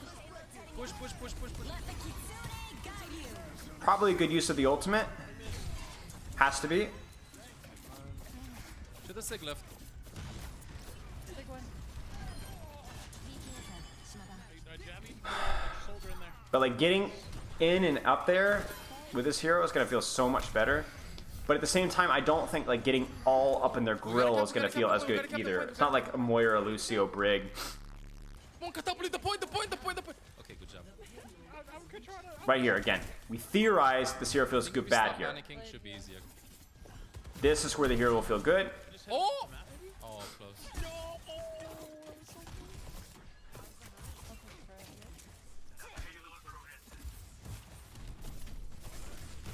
I mean, this is really the first... Okay, so actually, chat, you know what? Let's actually take a second to appreciate this.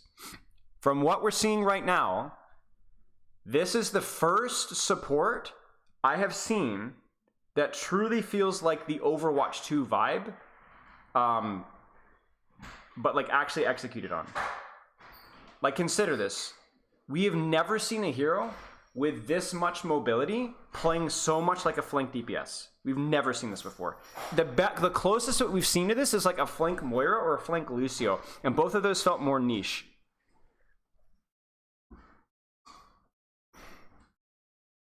Mercy doesn't do this. Zenyatta sometimes does this. Ana sometimes does this. I mean, I've been like breaking my lungs recently talking about how Ana players need to do something like this more often. And I actually think that like in Overwatch 2, Moiras will have to play like this. I've talked about this before, but heal botting is like so much worse in Overwatch 2. So like, I actually think you're gonna have to play like flanker Moira style, more so in Overwatch 2. Otherwise, your hero gets nothing.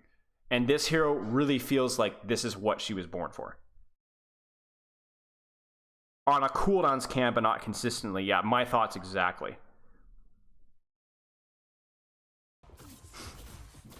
So I think like this is like the new Overwatch 2 playstyle. We're seeing literally not only in terms of playstyle right now, but in terms of the actual hero design. It seems like the hero is designed, you need to do this with this hero. Like they actually designed it with this playstyle specifically in mind. Shoot this thing. Like right now. Do we like this? Heck freaking no.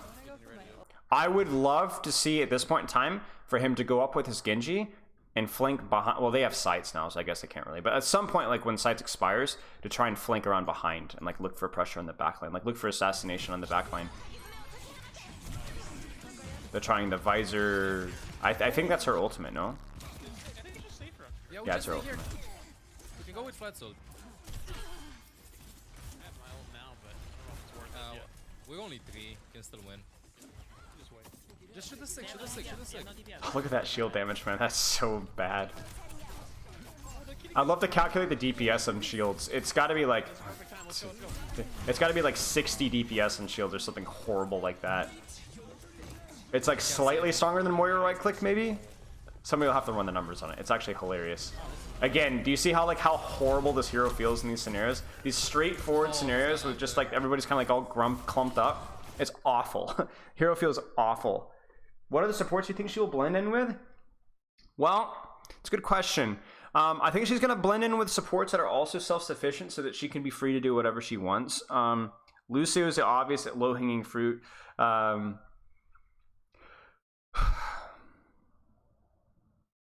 Moira's just, I mean, I could see like a Kiriko pharmacy, you know what I'm saying? As long as your Mercy has a safety valve to play from, which is going to be usually your Pharah. You could even play, oh hi kitty. I could even see a Zen that plays like super passively, right? And plays for like, plays with like, for example, like maybe like a Zen Tracer Kiriko where you have your Tracer permanently marking their divers. I'm not as sold on that one because Zen is going to need some support, but it's something to consider. It's weird to think of Zen as like being, Zen is not like solo, Zen is not squishy, he is very squishy, but what Zen, he can at least contribute to a lot and play in a way that where you can play safe.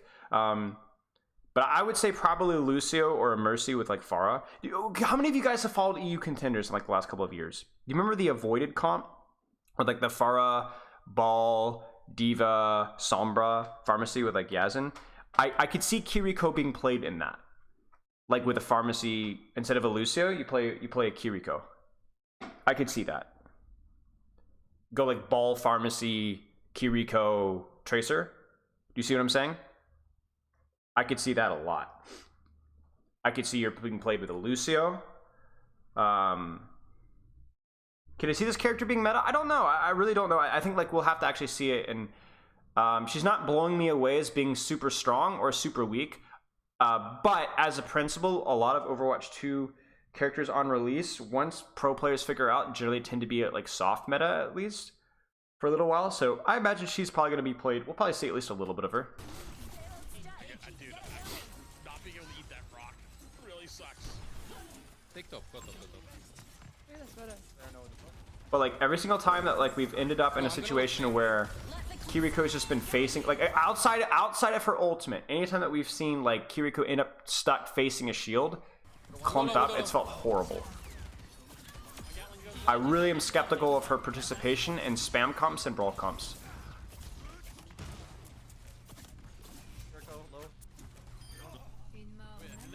Yeah, left.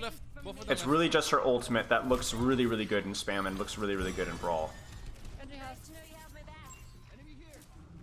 in the corner here. He's in the corner here, though. Yeah, release Sojourn was hard. And then they buffed her a lot. Like right here. How awful does that feel right there, you know? This feels much better. Put pressure. slow. Yeah. Take all the angles that you can. You can still support people from range. I want to see how consistent her like actual heal is at like range, you know what I'm saying? Like let's skip back to like right here. Right, where is it? Right here, like right there. Can she consistently heal people that far away, like in that bottom left room? Like flat shouldn't be that hard to heal, but like ah! Oh, so close.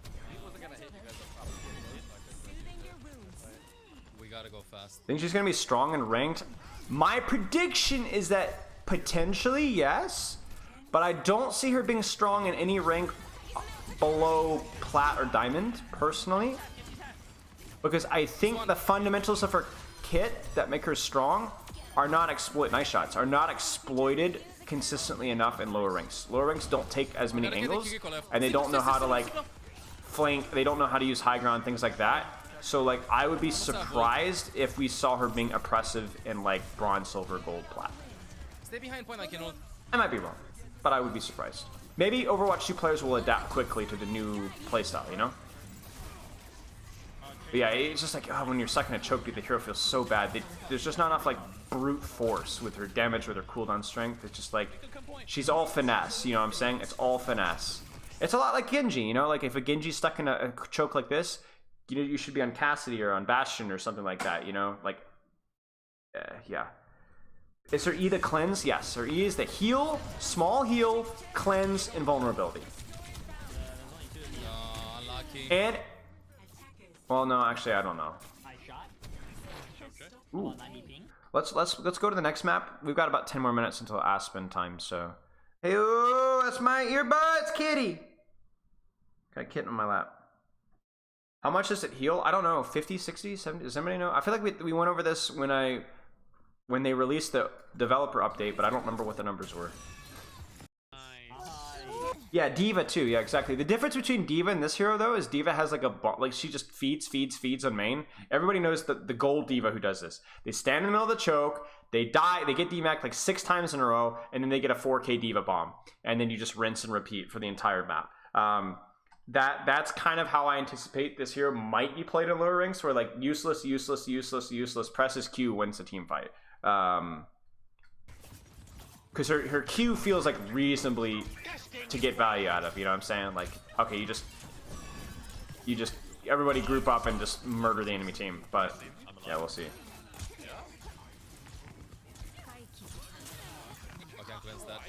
Yeah, I'm honestly not too sure. Okay. So we're playing with a Reinhardt. How does the hero feel with a Reinhardt? Nice kill. Keep in mind, I don't think she's going to be meta in Brawl, like in Pro, but I don't think she's going to be bad with Ryan, because keep in mind, Ryan has so much more armor now that like it's actually a lot easier to keep him up, because this like reduces damage for like such a long time that as long as you're like tossing him heals every now and then, it's actually pretty easy to keep him up. Like you could even theoretically play Reinhardt with Zen Lucio in Overwatch 2. It's not going to feel great, but it's going to feel way better than it did in Overwatch 1.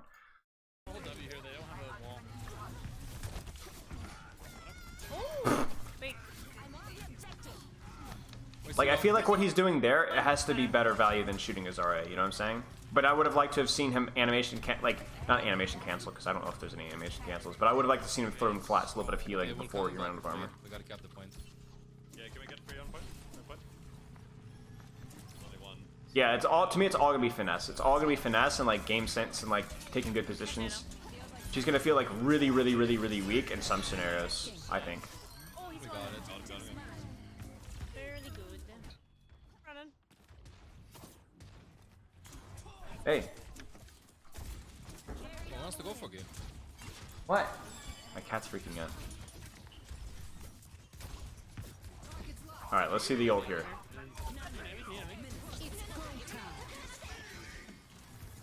Okay.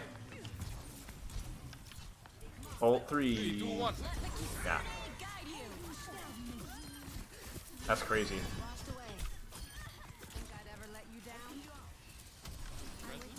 That seems a little bit risky to me, but he's got his E. Do you see what I'm talking about though? This is what I was talking about with the aggressive TP. Like, you have to be really cautious about when and where you TP. So he gets his cooldown back faster because he's in his ultimate. So he's gonna TP out, but he's TPing in the middle of Narnia with no real escape options, like a Winston. But he has his bubble, ha ha ha, get the analogy, okay? So he's gonna put down his bubble, right? Bubble, and just in time so he can get his jump back in time again. It's a lot like Winston, really. Jumping in positions where you can either buy time or having your bubble so that you can buy time enough to be able to jump back out again. But you can see how that feels spooky with this hero. Does the blue healing projectile heal if it hits? We don't know. I asked that question as well, Larky, on the developer update, because I want to know if you could theoretically lead your shots. Like maybe you have somebody dash into it. Would it still heal them if it doesn't lock? I don't really know. How far does her ult go? It looks like 20 meters, 25. It's pretty long. We'll look at the next ultimate they pop. Or yeah. Like right now, do you TP in with flats? Maybe if you've got your E soon. Maybe if you're up a few. Where's he? One. Nice shot. Surely he dies. Woo! Nice. That was cool. Careful. He needs to get out. He needs to get out. He needs to get out. He needs to get out. Yeah, he's throwing the lobby. Even if that Genji's not there, he's dead.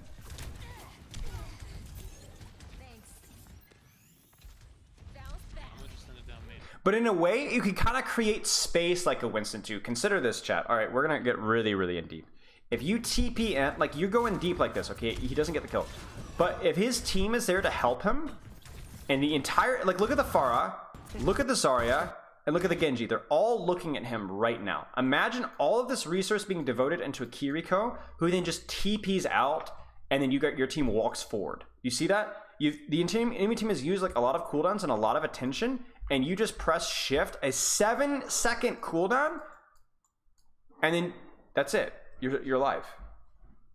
You can legit almost play like a main tank. We talked about this. Remember I said this, how DPS and Overwatch 2 have to create space, right? It's going to be the same with supports too, and it's especially feels the same with this support, where you can kind of like bait attention and pressure, and then just disengage, and then that creates like all the attention that you baited and survived. That's all the attention that's not on your DPS and not in your tank, and so your DPS can actually like walk forward and kill stuff now, right? That was dash, that was deflect, that was far shift, that was maybe a bubble we could get in there too, and then your team is just like, okay, we've used nothing. Main tank support play, huh? It's like one of those scenarios when you'd have like a Reddit Lucio diving their Widow because you had nothing else to deal with the Widow, and so your Reddit Lucio dives the Widow, and they all peel the Widow, and then you guys push up at that same time. It's the same concept, but like those kind of scenarios didn't happen very often in Overwatch 1. But with this hero and in this game, who knows? Noah Thomas, I wouldn't say that. Tanks are still the primary space creators, especially if you've got a Winston, Reinhardt, Orisa, whatever. But yeah, it supports and DPS have to take more responsibility with the space that they create or they take as well. And if, for example, if you're running like a Diva or a Zarya, it's more about helping your DPS and supports take space than it is taking space on your own. Like a Zarya using both bubbles on herself, most of the time is not going to be as good as Zarya using a bubble on a Genji or Reaper to take space. Kitty demolishing your house in the background, that's okay. Huh. Again, look at the aggressive position there, the aggressive posturing, baits attention. Ooh, that's unfortunate. Will he win it? I feel like Kiriko is pretty confident in taking these duels, you know what I'm saying? Because like, the thing is like, yeah, he could still die in the duels. I don't even think he's not, you know what's funny is I don't necessarily think that he has an advantage in the duel winning itself, but there's just no risk in taking it as much. There's a lot, like for example, if I'm playing against that Genji as like a Bastion, right? Can a Bastion beat a Genji in a straight up 1v1? Yeah, you can. It's hard, but you can do it. I'd say it's even like, it's not even that, it's not like you're at that much of a disadvantage. But the problem with taking a duel as a Bastion versus a Genji is if you lose the duel, then you're dead. There's nothing you can do. Whereas if the Genji starts to lose the duel, he can just leave, and he doesn't actually lose it. He just delays it, right? It's kind of the coward's way out, right? This hero, it's like maybe you're not the greatest duelist in the game, but you're never ever scared of taking a duel because you should never, because you're like, there's no real downside. You know what I'm saying? I can always just get away. Yeah, exactly, Golden Fire. Let me actually check my Discord to see if Aspen is ready. Because I feel like we're like 4 minutes away and I'm just like, tra la la la la, like not even paying attention. All right, I'm gonna message. Is she streaming? I really should, actually give me 1 second. I should probably follow her on Twitch. I don't watch much Twitch. Most of the people I follow are people that I've hosted before. And I usually don't host big streamers. So that is not Aspen. That is a poker streamer.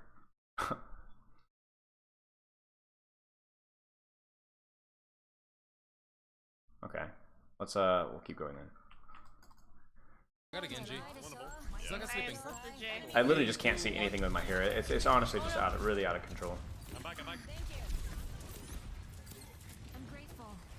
Yeah, please stop, Cager. I love how I make a comment about my hair and Cager is just like 2 seconds ahead of me. Why shouldn't I take the duel? Yeah, exactly. Okay. Let's keep going. This is fun. They just use flash, so they don't have that. They're behind us. She's soft, guys. That meant we can kill. Yeah. I can take him apart, duties. I'm gonna ult main. 3, 2, 1. Alright, so range of the ult looks like by about 20 meters. Maybe even like 25, 30 meters. But it also seems like we've established that we think it at least lingers a little bit too. So it has an effective range of like at least 30 meters because I think you're going to be able to walk out of it to like here and still be able to get value out of it. We definitely lingers. We don't know how long it lingers. I don't, of course, do I not follow you? I swear I follow you. You just use it. Should be okay.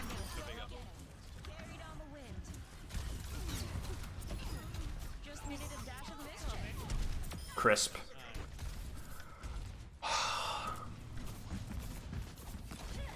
Do you see this? Do you see this, chat? Do you see this? This is what I was talking about. Okay, he kind of trolls the lobby with how he does it, and he also doesn't have his E, so I'm like not a huge fan. But do you see how like theoretically here he could shoot, bait attention, then TP out, and like bait a lot of attention? His execution and timing there, I think, was a goof up, but like there's like there's theory in there. You see that there's theory. You could, I don't know what that means, but there's something in there. Int and just leave. Yeah, exactly. And it's also like, even like if you break things down, like there's less CC as well. So like theoretically there's fewer things that can like catch you in the butt cheeks for doing silly things like that. So, whoa, nice shot. So close to Nano. Got it. DPS, flanker style. I don't think he needed that. Oh, he cleans the... I was going to say, he don't think he needed that, but I forgot that he actually just cleans the sleep. Oh. Dead. Good push. Huh. Surely. Surely. Surely. Okay, Tat. It's the tank. It's the tank Kiriko again. We're at it again. ML7, watch out for the turret at the Yeah, I'll break the target first, then I'll go in. Ah, DPS is so low, man. Oh my gosh. Do you see this? Do you see this? Look at the attention. Loading, sorry. Uh-oh. Ha, get rolled. Ah! Ah, he choked! No. No. There's the dash and he just doesn't TP. He could have TP'd then instantly eat, I think. He kind of panicked. Oh, good dag. Tragic.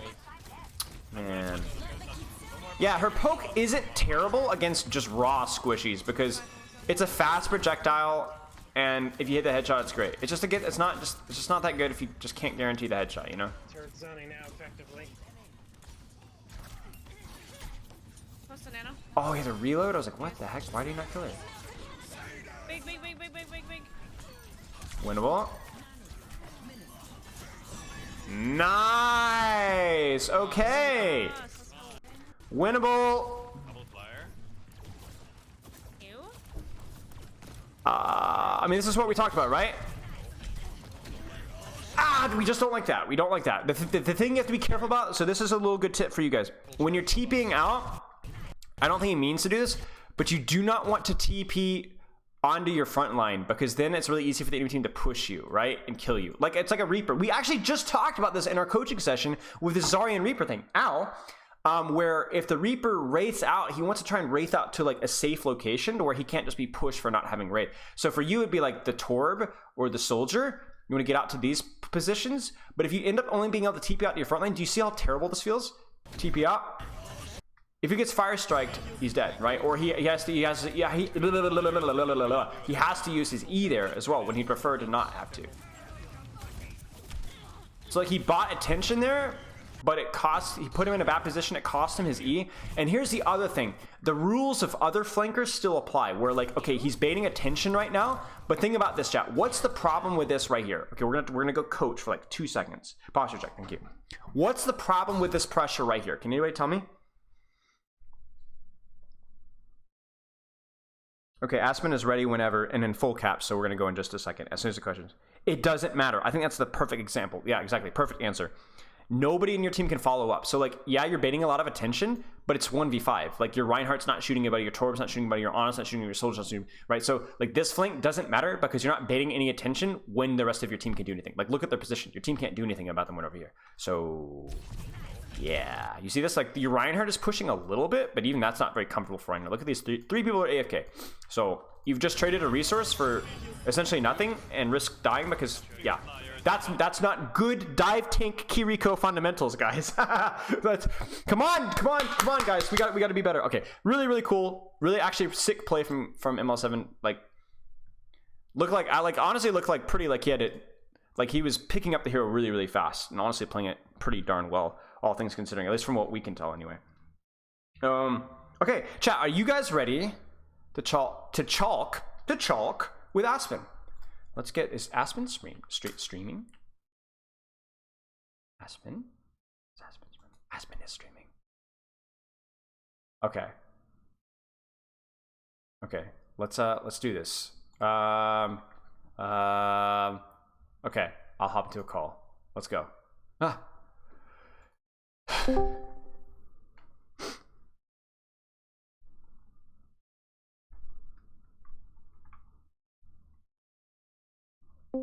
Hello.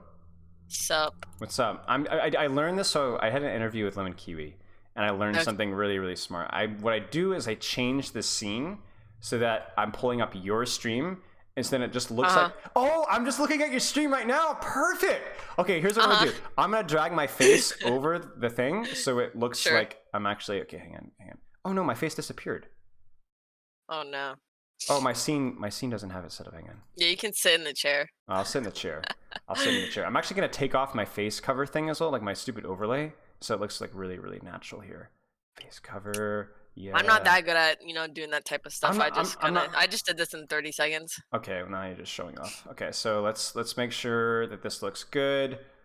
Okay. Wait, now I gotta pull up my own stream in my stupid. I don't have a second monitor, so I have to pull it up in my phone. Me either. Okay, please work. I can't see. I literally can't even see my own stream. Wait, there it is. Okay, I think I'm good. Okay, nice. I just need to move my head a little bit higher, and then we're good. I think we're good. I think I'm You're perfect. so much further down. I know. It's like I'm taller. To be honest, there's a short joke in there that's probably pretty accurate. So I'm a gnome IRL. I'm only like 5 foot. I'm not even 5'9", so it's pretty bad. Okay. That's still tall. Wait, can you say that? Can I get that? Can you say that for me one more time? That's pretty tall, 5'9". Okay, just want to make sure that my chat heard that one twice. Okay.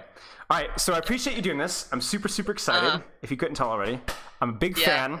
Thanks. So, are all the questions that I sent you like relatively decent? Yeah, no, okay. They're fine. Nothing like no. Give your opinion on pineapple and pizza or anything like risky like that. Okay, so that's not a risky question though. It's good. Pineapple pizza's fine. Okay, sure. Whatever you say. I have to be nice because I'm gonna voice over, water's gross. Water's gross. Okay, we're off to a great start. Okay, so what got you started in Overwatch? What was your previous history to Overwatch? Like, why did you start playing Overwatch? All those sort of questions. Okay, so I was a Minecraft and Roblox gamer in my old days. Played a little bit of console, but on PC I didn't really play many FPS. But I got a new laptop from my grandpa, and my cousin, he's a few years younger than me, he mentioned like Overwatch and I should try it out. And I did. I bought it and ended up really liking it in the practice range. So, perfect. I mean, the internet wasn't that great at the place I was testing it, so I just did like play versus AI and practice range, and I liked it. So we started playing together a lot, and I became addicted. Okay. And I wasn't even a Mercy player. I played like hecking Reaper and Soldier. Yep. On a gaming laptop. It was nice. Sick. I started off playing Junkrat. I was like, dang, this here is really easy. It's really fun. And I was one of those Lucio players that was like, I was like 1 star and probably playing at like bronze level. And I would just sit on the cart with Heals Song the entire game and be like, I'm healing. My teammates suck. I'm pretty sure I still have some footage of that. It was bad. Okay, so I mean, jeez, I was like plat, or I think when I first started, or something around there. Oh, screw you, man! You make me on feel a laptop terrible. with like a little FPS. So okay, it's see that. Did you have any FPS background to that? I mean, you said Minecraft and stuff, but like. I mean, those games were like you can't even tell. Yeah. So. Man. Yeah. Shame on you. Shame on you. Making me feel terrible. You built me up, you make me feel tall, and then just like cut my knees out from underneath me. Okay, so then like you obviously got really, really quite good, and then to be perfectly frank with you, I've been a fan of yours since like Contenders and stuff like that. Mm-hmm. But I know literally next to nothing about your streaming career and like what got you started with all that, and like your play before you got in Contenders. So how did that happen? So wait, let me think. I started streaming in 2016 when I just turned 16. And then I believe the first team I tried out for was in 2019. Yeah. So I was streaming for a few years, Mercy One Trick for like a year and a year and a half of that first time. Why So Mercy? I was like, she was fun. 5-man res was like the most fun ability in the game. Like I was actually like a player that, you know, I liked res because it tilted the other team. So I would like go back in streams and watch their reactions to me getting a 5-man res. I was like, yeah, they're so mad. Oh my gosh. So no water, pineapple on pizza, and then you just like ticking people off. You've like checked like 3 of the degen check boxes already. Off to a good start. Yep. Okay. Yeah, and I've played 10 hours a day, so. Oh yeah, okay. So that's 4 check boxes. That's awesome. Yeah. Oh yeah. And then, so I really wanted to join a streaming org. I don't know if I was still one-tricking Mercy when I reached out to Cloud9. I don't think so. But I wanted to like take streaming a lot more seriously, and then Cloud9, they let me join. That was really nice. Sick. But once I started doing like more IRL stuff with them, and like I was flexing my hero pool, getting higher SR, like I just loved competing. Yep. And then I went to a homestand for like the London Spitfire since they were with Cloud9. Yeah. And like being there, you know, it like being at an event like changes your perspective a lot. Like I was just like, dang, I really want to do this. Like I want to go pro. So you know, mutually agreed to leave Cloud9 because I couldn't have played on a team and be on Cloud9 since it just wouldn't have worked out with the partnerships and stuff. So that's when I tried out for Odyssey, joined Odyssey. Well, I think I was on that team for a month, and then I was on Revival for a really long time. Yep, so, I remember that. Yeah, that's how that kind of went. So how did you get in contenders? Like, because you talked about I'm Mercy OTP. Obviously, you played other heroes as well, and you had good mechanics and things like that. But like, obviously, no team's gonna take a Mercy OTP. So how was that transition? And like, I flexed when I was like transitioning. Like I was playing a lot of Lucio, Brig not so much, but like Lucio, Bap. Like I played those characters. I could like go back and check in my Overwatch, but like I was already flexing at that point, so I was comfortable trying out. And the first meta I remember playing was like a Lucio Moira. It was like Orisa Sig Doom Reaper. Oh, jeez. It was just such a fun comp. Oh. Yeah, it was so much fun. I loved it. You have horrible taste. Lucio in that. Oh my gosh, that comp. That was on. Was that release Sigma? I think so. It might have been. Gosh. It was like right 2019. That's horrible. I just absolutely like flashbacks for me as a coach right now.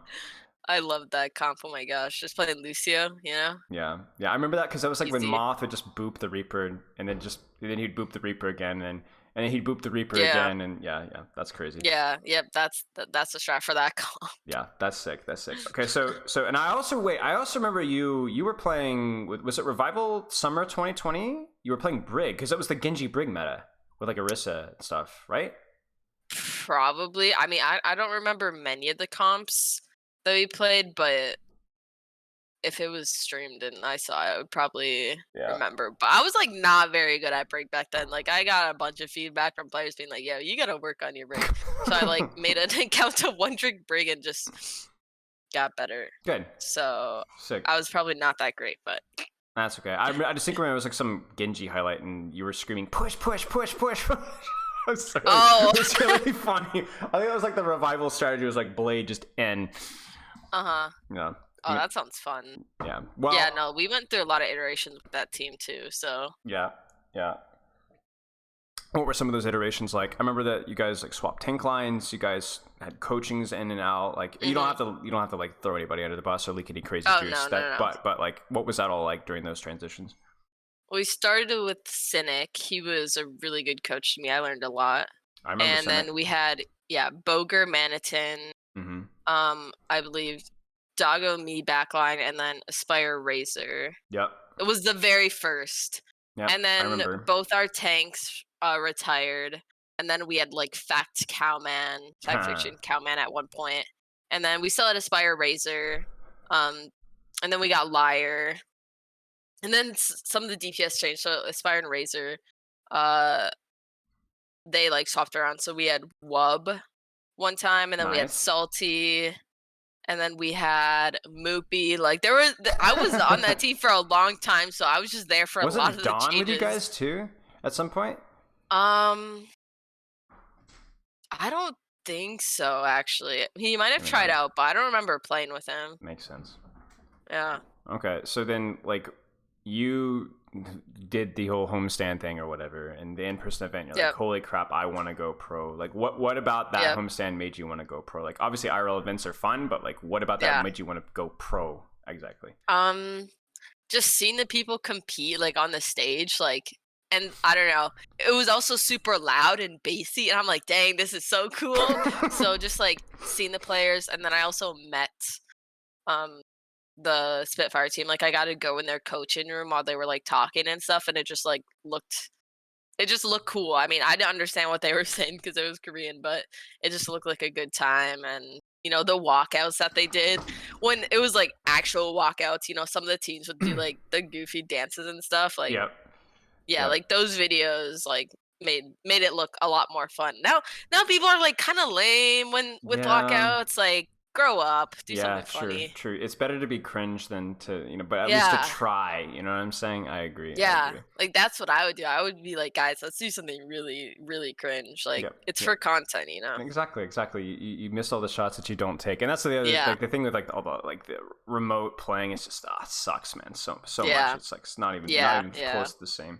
I went to, my one event was, like, in Sydney, and it was, like, actually really, really, really fun, even though the flight was horrible, but it was Sydney? awesome.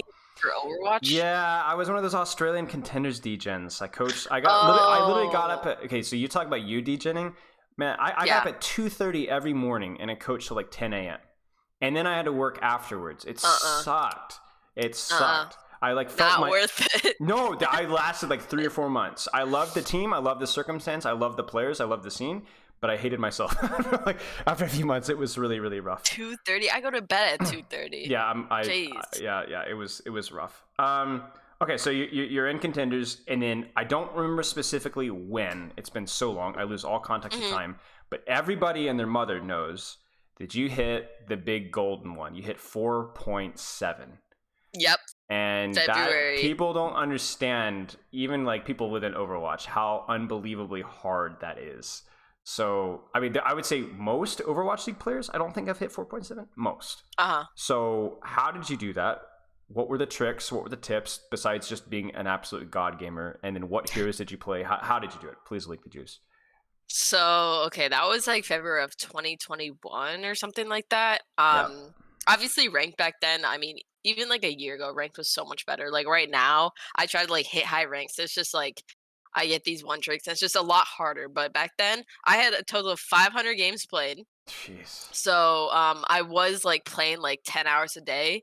Usually the strat, if you want to hit those insane ranks, is to queue really late at night. Like when all the good players are asleep and you're queuing like these 20-minute queues, you know, into like master lobbies. Like, that's one strat you can do. Okay. Other strats are like find a duo that you trust, or I did a little bit of solo queue and duo, but like I literally just played all day. I would go on loss streaks, sometimes win streaks, and it's just like I almost hit rank 1 a few times. Like, I was pretty close to 47 like 3 times, but did you have people trolling your lobby on purpose? Yeah, I had well, one person specifically, Haunt. Most people I know might know it, like, infamous guy. Like, I had him trolling my games, and then some people would like cancel the game, be like, someone cancel or someone leave this game when it looked really winnable for me. So they would just cancel the game, and then I'd queue up and I get some like just losable game. So that was pretty annoying. Jeez, that sucks. And then that led me to changing my username to Ducky after my stuffed animal. But even then, like, some people are still gonna know it's me. I just wanted to like kind of make it less obvious. So a name change and just like playing 10 hours a day at night. Yep. That's brutal. How did it feel when you finally hit it? Was it worth it, or was it like so empty when you finally did it? It was a relief. It was super nice. Sick. But I did like feel a bit of regret hitting it once I saw like social media's response to it. Like, there was like a Blizzard forum for it saying like, "Oh, she got it just playing Mercy." Like, check my hours for that season. She was my most played, but Lucio, Brig, like all those characters were really close behind. Well, I mean, in my 47 game, I was playing hecking Lucio. Like, I wasn't even playing Mercy. Well, it does, and even if you were playing like more Mercy, it's like people don't like Mercy is so hard in higher ranks. Like there's Mercy one tricks do not climb past like 4.4. You know, it's like you don't. It's really, really, really hard to play the hero. I mean, even then, like that, you're playing like when was this 2021? Yeah, like Mercy was not meta. She hasn't been meta in years. Not really. Yeah, like definitely not hard meta. So that's crazy. Were Yeah. there any like crazy games that you had along the way that you could remember, or like any funny moments that you happened along the way? Well, there was one day I was like tilt queuing because I like didn't hit a certain rank, and I just kept getting like these like EU, or I think I queued in EU, and I was just like getting more with, and we were like chatting it up. Yeah. So I remember that. That's I tilt queued quite a bit, So- but I would get it back the next day. So That's good. That's always good. Okay, so you hit 4.7. You're in contenders. So obviously the next obvious question to ask on the list is, what are your thoughts on Roadhog? Anytime I see a Roadhog player on my team, it just makes me see red. I see. It really does. I see. Like that character better not be good in Overwatch 2. What is your problem with Roadhog? He seems like such a friendly fellow. Cause he can just one-shot you, like he can just get an RNG hook, and like sometimes I'm on ping, like 80 ping or whatever, cause PST, and you know I get like East game sometimes, so just he just can one-shot. Have you considered playing the long game and going like trying to set up like a Roadhog event, be like meet Aspen, you know it's gonna be great fun, and then just coming in with like 5 canisters of pepper spray at like an IRL LAN and just letting loose? That sounds illegal. That sounds really legal. So I can't say that I have thought about that. It's not about. It's more about like the ethics of it. You know, it might be illegal, but it's the right thing to do. So okay. Well, let me know if you decide to change your opinion on that one. Okay. So, what are your plans for the future? So you're signed on with Guard. Your release video was hilarious. Despite Hunter being in it, who's probably one of the most unfunny people in the history of the world. Hate that guy. Yeah, me too. But what's it been like with Guard? You just streaming / still grinding on the contenders? Like what are your short-term / long-term plans? So right now I am LFT, so trying to like, you know, there's quite a few project teams going around. Yeah.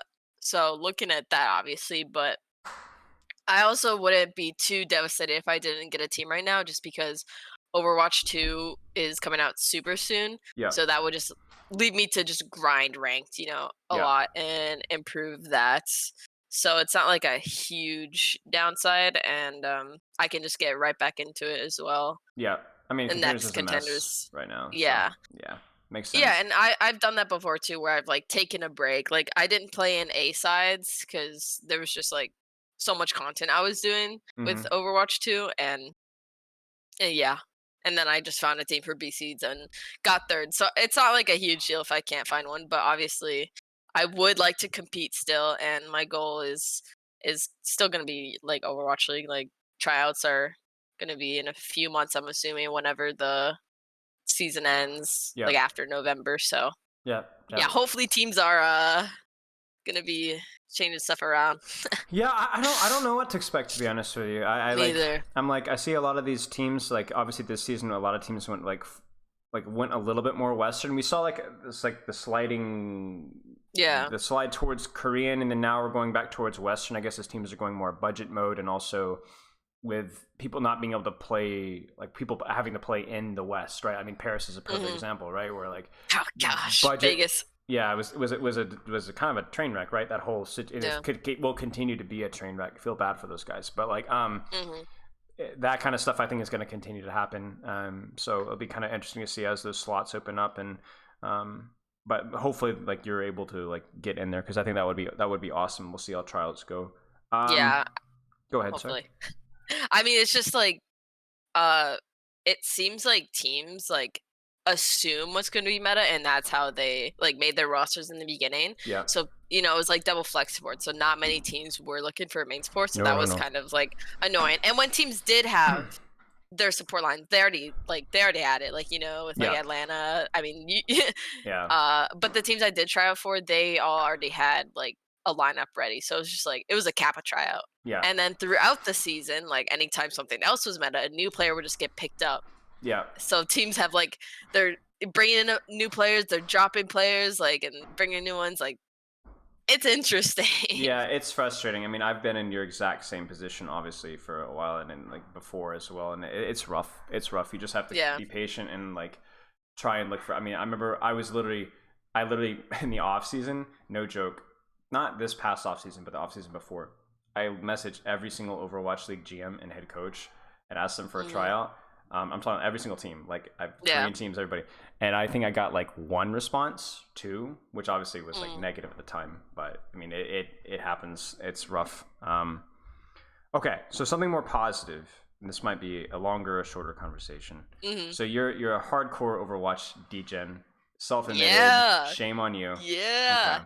Okay. Is there anything in the world that you like besides Overwatch? Or if the answer is no, and maybe even if the answer isn't no, is there something inside of Overwatch that you really enjoy, like a hero you love that maybe people don't know about? Like maybe you have a Diamond Junkrat one-trick account that nobody knows about and I just exposed you.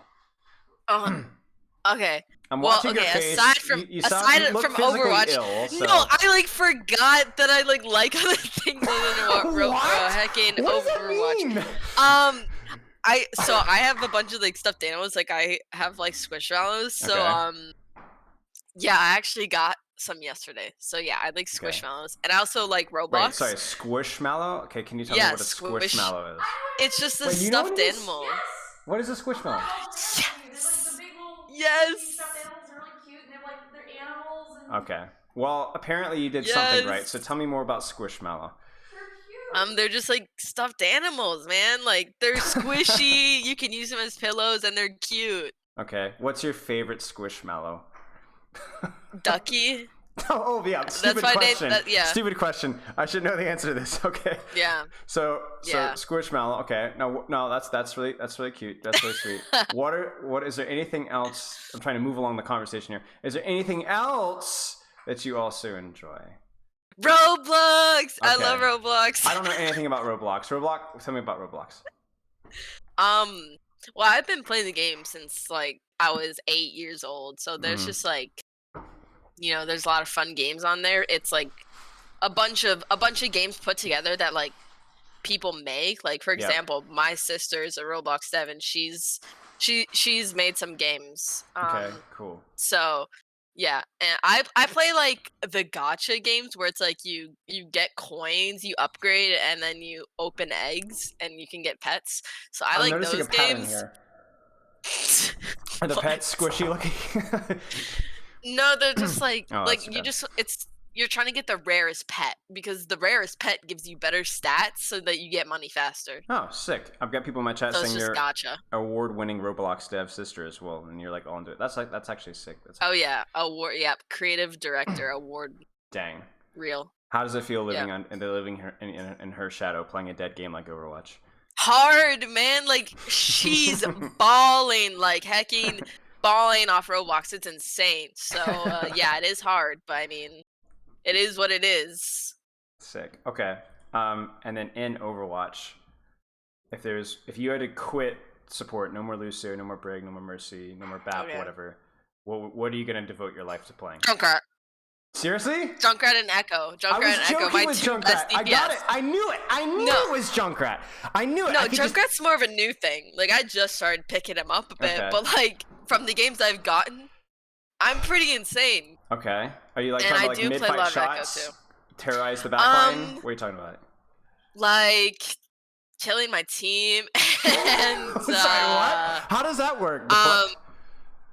Well, so Bob, there was a game I had where I launched a Bob with my Junkrat thing into my backline, and it killed my teammates. Sick. So that was really fun. That's awesome. But he's also just insane. Like on Anubis, you know, people always fall for the trap on first point attack. Always in that little room, right? The little tunnel. Yeah, every single time. That's what I always do.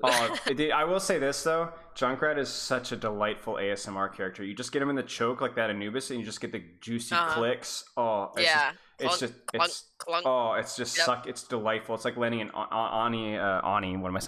anti-nade and on a nade like every 5 seconds. It's delightful. Yeah. And then your Echo? I love Junkrat. Yeah, I have a lot of hours on Echo. I had a phase where I just only played Echo on DPS, and I hit like high masters. I could probably hit GM, but you know. You don't want to make it too hard on them. Yeah. I played some Echo in the content creator pugs, and I would just perma copy Kiriko, and like we would try comboing the Kiriko ult to make like a cross, like an X, you know, or like a T. No, you didn't. So Did you get it? Yeah. That's great. I recorded all my Echo POV. Yeah, that's sick. What you should have done is you should have done like shoot, where we could do it? Like Numbani maybe on like second point. You should have just had one giant long Kiriko, like. Oh wait. Back to back. Yeah, or like a path, like it goes in like a line. Yeah. Or just make them two side by sides. You got a big fat one. Yeah, exactly. That's really That's why Echo's so fun in Overwatch 2, because you just copy Kiriko. Okay. And she's busted. Question for you then. I guess because this isn't on the list, so you can just say "shut up, idiot," and I'll respectfully agree. Okay. What did you think of Kiriko? I think she was fun. She was definitely hard. Like one of those characters where it's like, if I'm, feeling lazy or just want to chill in ranked, I cannot play her. Like she's like you gotta be like in the zone because her shots are kind of difficult to hit. And yeah. But I mean, like her TP, her abilities, like that's all like pretty fun to do. Like you can flank, you can do all that fun stuff. Okay. Yeah. Okay. I liked her though. Yeah, sick. We were watching a little bit of ML7 footage before we jumped in a call, and we were theorizing. We were theorizing that maybe she's going to be good with like dive comps, maybe not so good with spammer brawl. What do you think? Yeah, that's what I said. Is that she's probably going to be played with like maybe a Lucio or like Genji Tracer, and then I thought Diva would be good with her because like Diva is so annoying to play against in Overwatch 2. Like the buff she got is insane. And Diva can also just it's something with her Matrix. Like it feels like she can Matrix forever. Okay. Wait. So wait, she has like 3 seconds of Matrix, I think. Something like that. It's crazy. Yeah, I don't know. It was some buff. Like she can eat the projection Suzu from Kiriko and also the healing. Like, yeah, and then Matrix is just good against her in general. So that's like if Diva's good against Kiriko, you just need a Diva for yourself. So that's what I hypothesized for like a comp with her. Interesting. Have you been able to test that hypothesis yet?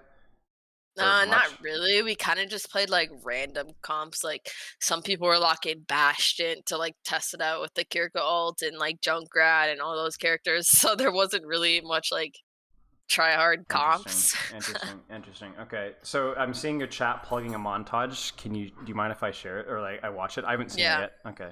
Yeah, it's just like yeah. All right, just Kiriko. All right, let me. Where is it? Post. All right, chat. You gotta post it. I'm waiting. It's on my YouTube channel. Oh. Like I follow you on YouTube. Well, you can search like Aspen YouTube. Overwatch. Yeah. Okay. All right, we got this. I'll subscribe to your YouTube. Yep. Nice. Yeah. Is it the tries Kiriko and Overwatch 2 one? Yeah. Okay.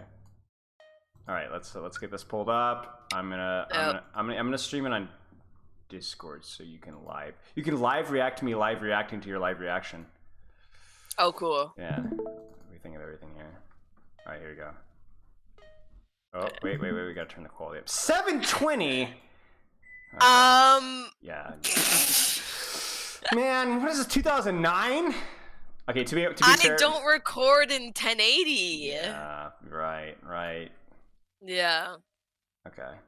All right. Let's see here. It's good. Nice. Yeah. Nice. Yep. Okay. Nice. I'm gonna get tired of saying nice really fast, so I'm about to start like coming up with new things to say. Cool. Okay. Yeah. Okay. Yep. Yeah. Oh yeah. Real good. Is this uncomfortable for you? What? No. Okay. I'm wait. I'm getting T-tours on my side. Oh, I'm not streaming it. My bad, chat. I'm sorry. Okay, sorry. There we go. If it's not uncomfortable for you, then I need to like show a little bit less interest. Oh All right, wow. let's see here. My Yeah. transitions were insane. Oh yeah, I didn't even notice that. Yeah. That was sick. Yeah. Yeah.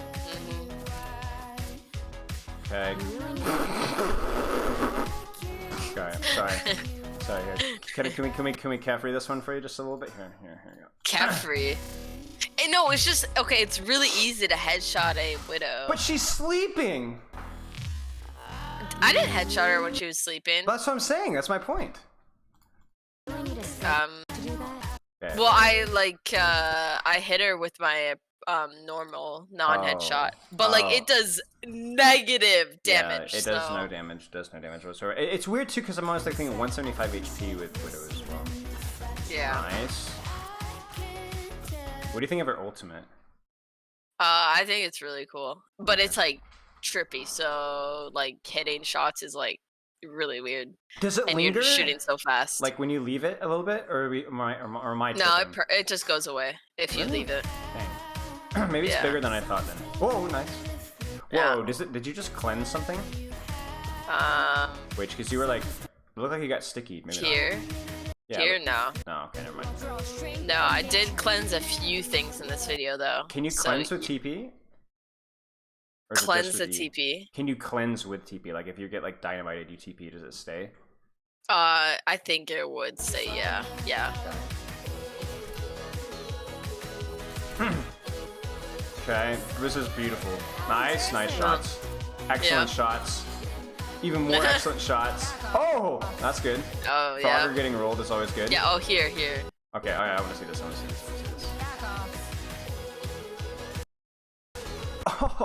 Oh. Yep. Oh, okay. Blocked shatter. Wait, you could block a shatter? I thought you just purged the CC instantly. Nope. I blocked shatter. No way. It's like a shield. It's like if you wraith. Oh, so it's like a shield for your. Oh my gosh. Yeah. Can you do that with Diva Bomb Yeah. too? You have to, right? Yeah. Yeah. Wow. Yeah. Literally everything. But you can't leave a grav with it. Oh, that's tough. And I think you can time it with flux, but you can't TP out of flux. I've tried. Okay. Nice.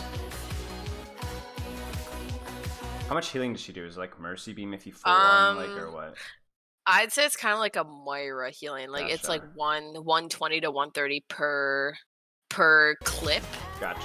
So it's a little. But it recharges fast. Gotcha. Okay. Yeah. Okay.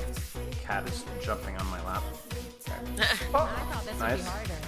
Yep. Okay. Okay. I need another adjective here. Nice. Excellent. Sick. Oh yeah, let's do that one. Sick. Yo. Yeah.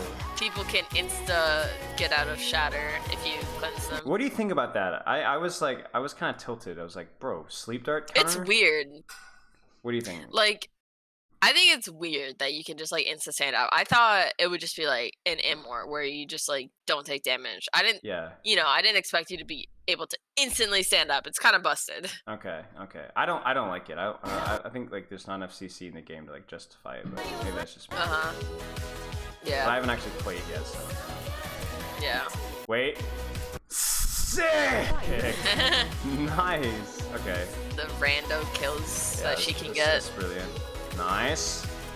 Oh, I lost focus for a split second. I instantly went back to nice. I've got somebody in my chat who says rad. Maybe we could try rad. That one feels a little forced. Rad. Okay. I feel like it's actually feels like almost like you do. It's like not even worth it to shoot shields half the time because she. Just, Oh yeah, no, I figured this out after a while. Like I was like shooting Rhine shields, and I thought like, wait, her damage is so useless. So my like idea is to just instead of shooting shields, kind of play it like a Lucio, where like you go on walls, like just climb up high ground, take off angles, and shoot a Rhine instead of being straight on and take off angles. Yes. Okay. So just be a general nuisance. Okay. Yep. Nice. No, rad.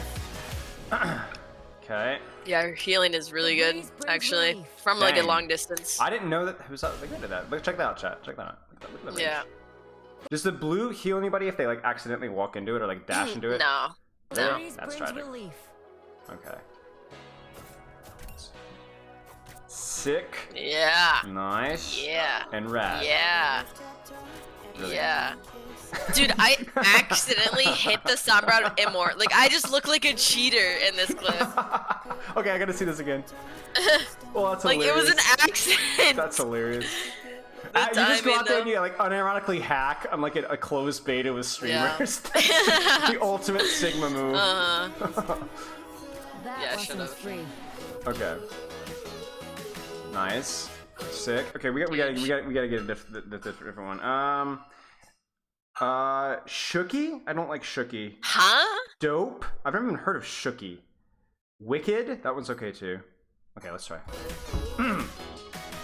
Wicked. No, I'm not feeling that one at all. That one was it was not even out of my mouth and it already tasted horrible. Okay. Nice. Wait, I'm devolving. Dope. No, not Oh my that's God. not it either. That's not it. That's not it either. Really struggling at the moment. So many Widow kills in this. Yeah, seriously. Brilliant. Like, cleanse the junker going all here. Okay, wait, I want to see this.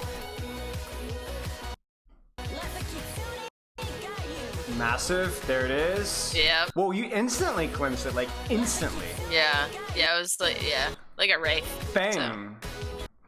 Pretty Snap. good. That was really good.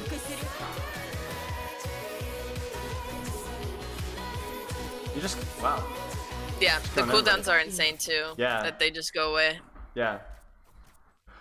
Well, that was Yeah.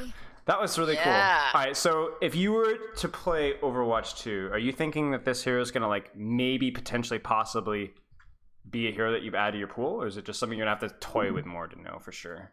Oh yeah, I'll definitely play her in like ranked and stuff and pick her up. I think it's good now for like any support player to pick up the new supports coming out, you know. Why and is that? even maybe just to try it, or well, like what? Well, I think just having a flexible pool is like pretty nice.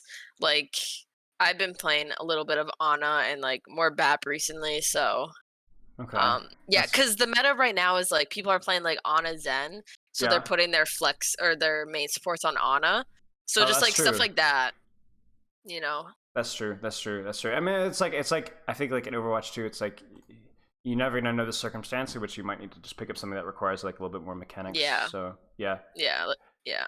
that's true. It's good to be strong on like a couple characters, but I think you know just having more flexibility is also just really important. And you can easily like just re-pick up a new character and just like grind them nonstop. So Yeah. Well, maybe not to your level, but yeah, the average person probably can. But yeah, I hear you. Okay.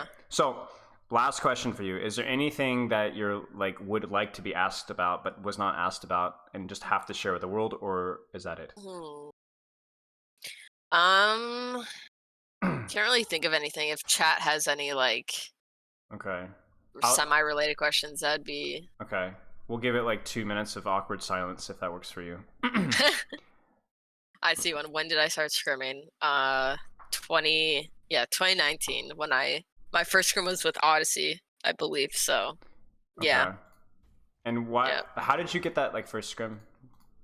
Well, I made like a tweet. So it was like a video of me saying I'm leaving Cloud9 and then that I'm LFT. So Okay. that I had some people reach out. Gotcha. So that yeah, that's how I got that. Gotcha. I have a question for you actually. Yep. What is this Frogger clip? Oh, there she is. I didn't want to die to him, okay? I would Uh-huh. rather have killed myself So it's in game. It's a raw ego duel. There she is. There she is. Is she killing Yeah. herself? I wasn't dying to him. Listen, Okay. throughout these entire pugs, I had it out for Frogger. So like in these games, like I was just only focusing him. Like I even swapped Bastion at the end of that match and just like, you know. Is that a little bit of self-hatred towards main supports, or is just you just hate Frogger that much? No, he was just locking Bastion every game and flanking. I was like, this is not normal.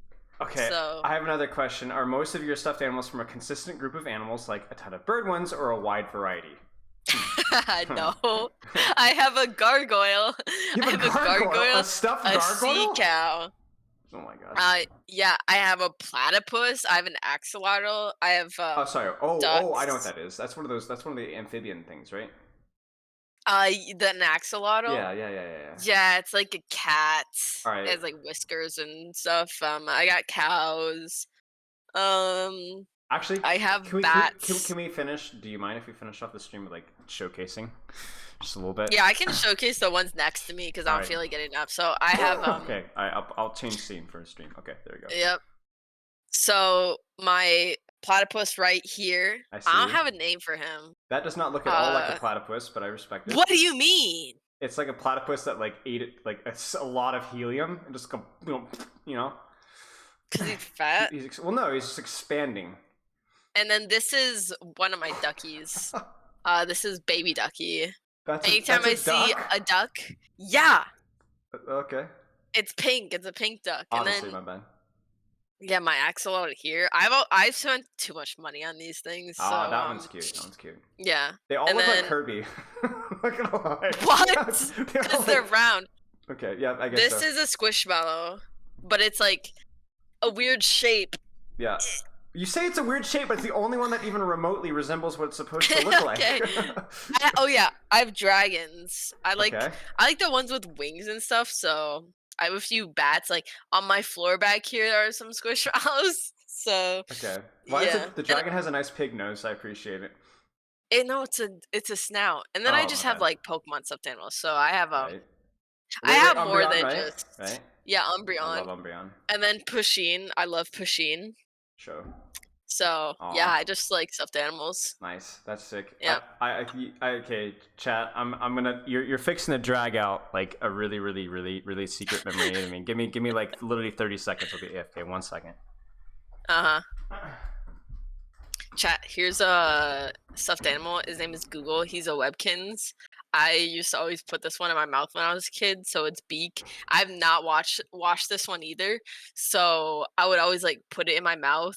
So I never cleaned this, so it's probably chasing nasty. each other in the background right now, so that's fun. Okay, so deep dark secret memory. This is Berry Bear. Obviously creatively named, and I've had him since I was 1 year old. And oh wow. That's what? Listen, you be nice, okay? I was trying to be nice to you. Yeah, it's cute. Thank you. Isn't it nice? Okay, listen. It just looks like a cookie, like a gingerbread cookie. It's like a gingerbread cookie. It's been by my bed for like the last 25 years. I normally don't sleep with it, but it sometimes, you never know. So yeah, it's the character. Have you ever read what is it? Is it the Velveteen Rabbit book, chat? Does it help?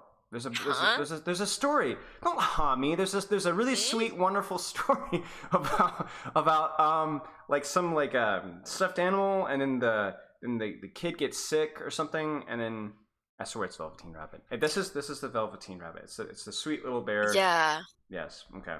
It's really cute. Thank you. It's just not the traditional bear. Okay, you say that, but you've got these giant pig animals.